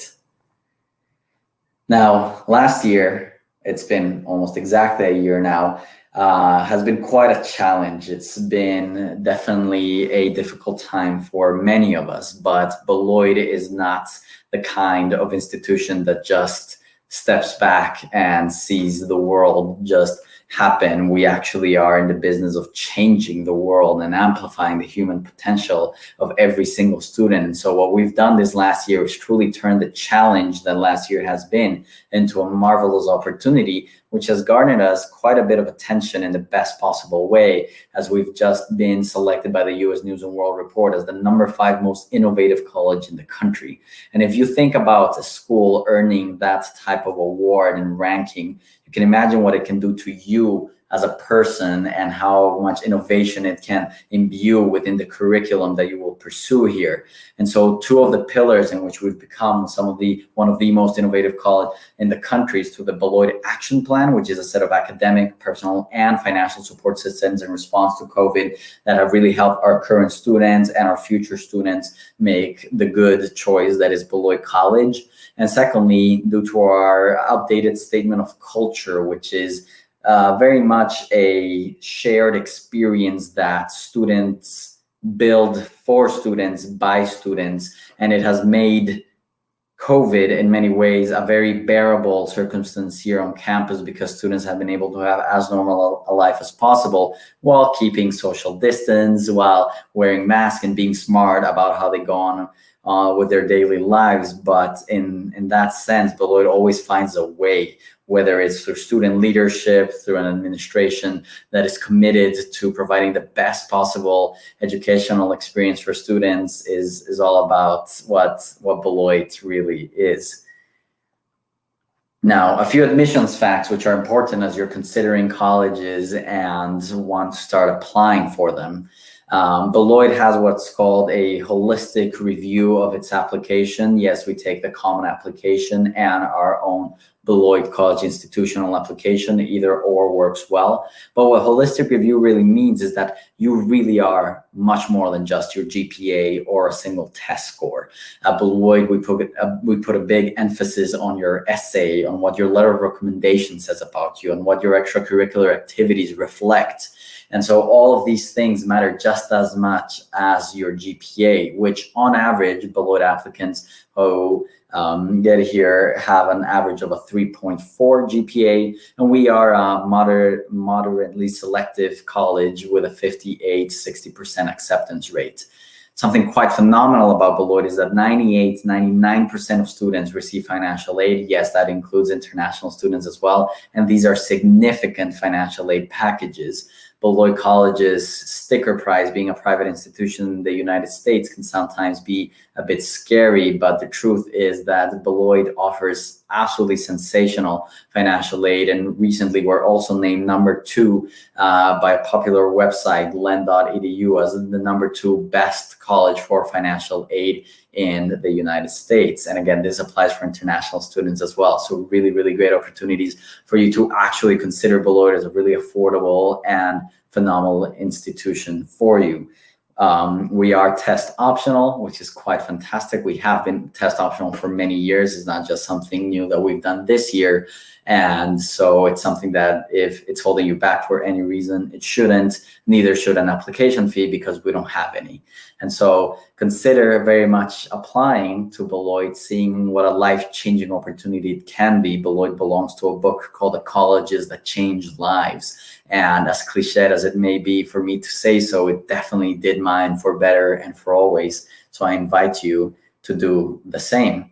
Here is my contact information. Again, I'm a Beloit graduate of 2019. You can have my email, my office number, my personal texting number. And if you're interested, I schedule appointments with every single student who wants to one-on-one appointments with every single one of you who's interested in Beloit. I'd be happy to connect with you all individually. And again, thank you very much. I will take any questions that you may have in the chat, and let me know how else I can help. And I'd gladly tell you everything about Marvelous Beloit College. Thank you so much, Hernan. I loved hearing about your school, and hopefully you've generated some enthusiasm from the group as well. Go ahead and ask your questions to Hernan in the private chat area, as we've just reached 5 o'clock. And our final institution, Lincoln University in Pennsylvania, is our only public liberal arts school here today. And I apologize for misspeaking earlier. And they are our only HBCU here today. So a very unique university to learn more about. And hi, Terry. How are you? I'm doing great. I'm going to go ahead and let you tell everybody about your excellent institution. You can hear me just fine? I can hear you great. Great. Good afternoon, everyone, and welcome to our presentation on Lincoln University. We are honored that you chose to join us today. You can go to the next slide. We have an outstanding student representative lined up who will help you learn more information about Lincoln University, to let you know what is available should you become a Lincoln University student. As you are finishing up high school, your high school requirements, and you work towards graduation, listen closely to catch a glimpse of future possibilities at Lincoln University. Joining me today is Cedar Davidson, who is a 2021 graduating senior. And my name is Terry Joseph, and I'm in the Office of International Programs and Services. And my role is International Student Advisor, as well as International Admissions. To give you a roadmap of some topics today, we will speak about our mission, our history, some quick facts, student life. We'll hear from our soon-to-be alumni, and we'll also talk about the application process and scholarships. As you might be wondering, where in the world is Lincoln University? As this picture gives you a glimpse of how beautiful and safe our campus is, our main campus is amidst rolling farm hills and wooded hilltops of Chester County in Pennsylvania. Even though we are a rural community university, we are within an hour to maybe 3 of some major cities. Philadelphia is approximately 50 minutes from us. We're about 2 hours from Washington, D.C., and about 2.5 hours from New York. Some history about Lincoln University. Lincoln University received its charter from the Commonwealth of Pennsylvania on April 29th, 1854, making us the first degree-granting historically Black college and university. In the U.S., HBCUs carry on a proud legacy of educating Black students and serving increasingly diverse populations. Our mission: when President Brenda Allen was chosen to lead the university, becoming Lincoln's first alumni president, she envisioned this empowering motto: learn, liberate, lead. And we also add the world. Lincoln continues its mission to educate and empower students to lead and change the world. So next are some quick facts about Lincoln University. We currently enroll over 2,000 undergraduate students We also have a graduate program that's located in Philadelphia, Pennsylvania. Our student and faculty ratio is 5-to-1. You can be sure that your classes will be small enough to communicate directly and engage with your professors. Lincoln University students are coming from about 28 states and 11 countries. You know that with 2020, the world was put in a tailspin, disrupting traditional routines. We know that many of you are grappling with these uncertain times. What we can assure you of is that a degree from Lincoln University is not uncertain. Lincoln University holds classes throughout the COVID pandemic with social distance, with practicing social distance and all those requirements. Students are choosing either remote learning or face-to-face learning. Our academic programs are listed here. When you enroll at Lincoln University, you have a range of more than 30 degree programs that you can major or minor in. Here's the full list of majors and minors. And as a liberal arts university, we emphasize the importance of students graduating well-rounded. So there is a general education requirement that guides students to taking courses in a variety of subjects. At Lincoln University, we define student success as supporting students to perform well academically, of course, develop holistically mind, body, and spirit, and also we promote successful advancement to graduate schools, service, or employment. In order to boost their success, students take advantage of opportunities outside of the classroom to complement their academic learning. And here you can see we have internships, undergraduate research, counseling, career development, international programs, which encompasses study abroad, and community service. Another avenue for you to get involved as a Lincoln University Lion are through clubs and organizations. What makes your experience unique is how you choose to create your student life. We are Lincoln Lions. And so we have an athletic department and we are Division II. These are the sports that we currently have, and we have co-ed sports with cheerleading. And next, here we have with you to tell us more about how she got involved at Lincoln University. Again, is Cedar Davidson. Cedar, tell us a little more about your experience. Yes. Hello, everyone. I'm super excited to be here and talk to you guys for a little bit today. So yeah, my name is Cedar Davidson, and I'm a senior at Lincoln University now. And I've absolutely loved the last 4 years that I've been able to spend there. A lot of alumni will tell you that Lincoln is definitely what you make of it, and what you put in is what you'll get out. And that's definitely what I would say to someone coming in as well. I know there's some pictures on the screen. So I'm very involved on campus. I'm part of the women's soccer team. I'm the president of a STEM organization. I'm part of our student government association. And I would say all of those things have definitely helped me grow as a leader and as an individual. And Lincoln definitely has all of those opportunities available to every single student. So I would say that's one thing that is, I would say, amazing about Lincoln, is just how many opportunities students have to get involved and grow as leaders, starting on campus. But those skills are good past Lincoln for sure, and stuff that I'll bring with me forever. So there's definitely a lot of opportunities there. And I would also say I love that our campus is very community oriented.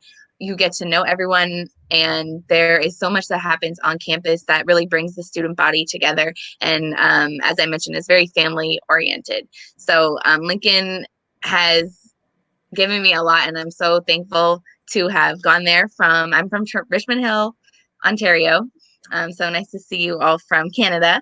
But yes, definitely please take a look at what Lincoln has to offer. And if you have any questions, let me know. I think I can put my email maybe in the chat or something like that. So you guys, if you do have any questions about Lincoln specifically, or anything else, don't be afraid to ask. And that goes for anybody who's on our campus now, administration. Everybody is so willing to help and support you academically or, career-wise as a person. So there's definitely a lot of support at Lincoln too. So that's my little spiel. I love Lincoln. So hopefully some of you can check it out as well. Cedar, let me ask you one quick question. Were you able to take advantages of internships or community service? Yeah, so I forgot to mention, so I'm a biology major and I'm minoring in French, human services, and bioinformatics. And so, as Ms. Terry said, definitely well-rounded students. And I've been able to participate in the undergraduate research program. So I have a research project that I'm doing with like one of my mentors on campus. I also was able to go to Chicago last summer before COVID and do an internship there with some of my peers and a professor. So there's definitely opportunities for research, internship, and community service that you can get just on campus. You just have to look for it. But it's definitely all there. Thank you so much, Cedar. I'm so glad to see you. Air hugs. I know. I can't wait to go back to campus. Yes. Thank you, Cedar. No problem. So let's talk about the affordability of Lincoln University. Currently, our estimated out-of-state tuition room and board fees are $28,849. And so with President Allen coming and the Board of Trustees, the tuition is now frozen. And so if students come in, whatever cost that you come in, you will have that cost your remaining 4 years that you were here at Lincoln University. We also are able to award an international merit scholarship, and the amount will cover tuition and fees. And so that scholarship is typically about $18,000 that can be awarded to students. Here are the requirements: the minimum GPA of 3.3, the minimum SAT scores of 1020, and 20 for the ACT academic. These scholarships are awarded to incoming freshmen. Also, those students who are actually admitted, enrolled at full-time status, and they must be an international student, an F1 international student. And we have the deadline there of February 15th, but because of this particular endeavor, the showcase, there's a possibility we will extend that date as well. So how to apply? So if you bring your phones out and you click onto this QR code, it will prompt you to start to fill out our free application. And our next slide, please. So let's keep in touch. We are, again, grateful that you are here with us. Here is our contact information. You could find us at our website as well. We are just looking forward to hearing from you, and we thank you again.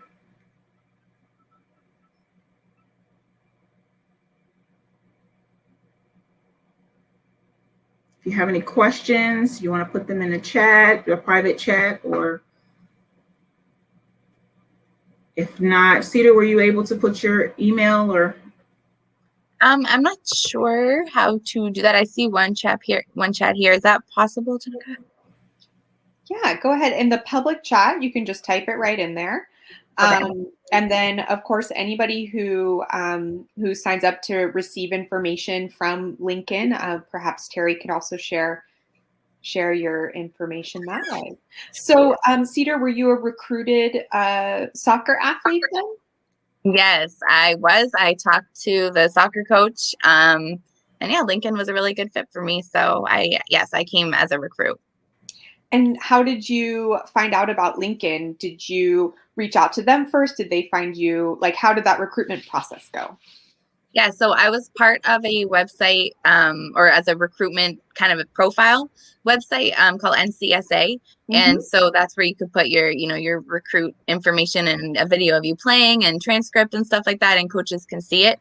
So after that, the coach emailed me, and then we were able to connect that way. And how did you find balancing? It looks like you're so involved in your other campus activities, Yes. along with the rigorousness of being an athlete. So how did you balance those things? Or have you been? Obviously, you're still students. Yes, I'm definitely very busy, but I just think all the things that I'm involved in, I'm so excited to be part of it. So it's never me feeling too busy. And I mean, school definitely comes first, and that is the case. My coach understands that as well. So I always do my work first. And like I said, there's a lot of academic support to help with that. But then once your homework is done, you have a lot of free time that you don't realize that you have, and you can find a million ways to fill it at Lincoln. And have you, comparing experiences with your friends who stayed in school in Ontario, how do you think your education has been different, particularly at being at such a unique institution in the US at an HBCU? Yeah, I love that Lincoln is an HBCU and that I had that opportunity. I think that education for one thing is I've been able to get I'm about to get my degree, but also just the experience as a whole is something that you wouldn't be able to experience anywhere else, and learn from other people and in different groups of people, and those kind of things are just really irreplaceable. So yes, I could have got my education here and those would have been pretty equal, but Lincoln for me gave me such a different experience as a whole that I was able to spend my 4 years there. So that is one thing that I'm so happy that I went to an HBCU in Lincoln. Awesome. Well, thank you so much, Theodore, and thank you, Terry. Sure, thank you. We were so happy to have you here today. We'll keep the room open for just a little bit longer. If people want to send private chats to Cedar or Terry and ask more questions, we'll stay open for about 5 or 10 more minutes. I know we've got a small group here today at this point, so but we'll come off camera and then we'll just keep the room open. And if you don't have any other questions, you can feel free to log off. Thank you so much, everybody. One more time, here's my contact information at EducationUSA. So please feel free to stay in touch with me if you have any more questions about liberal arts colleges or the schools you learned about today. Thank you, everyone, and thank you so much to our presenters.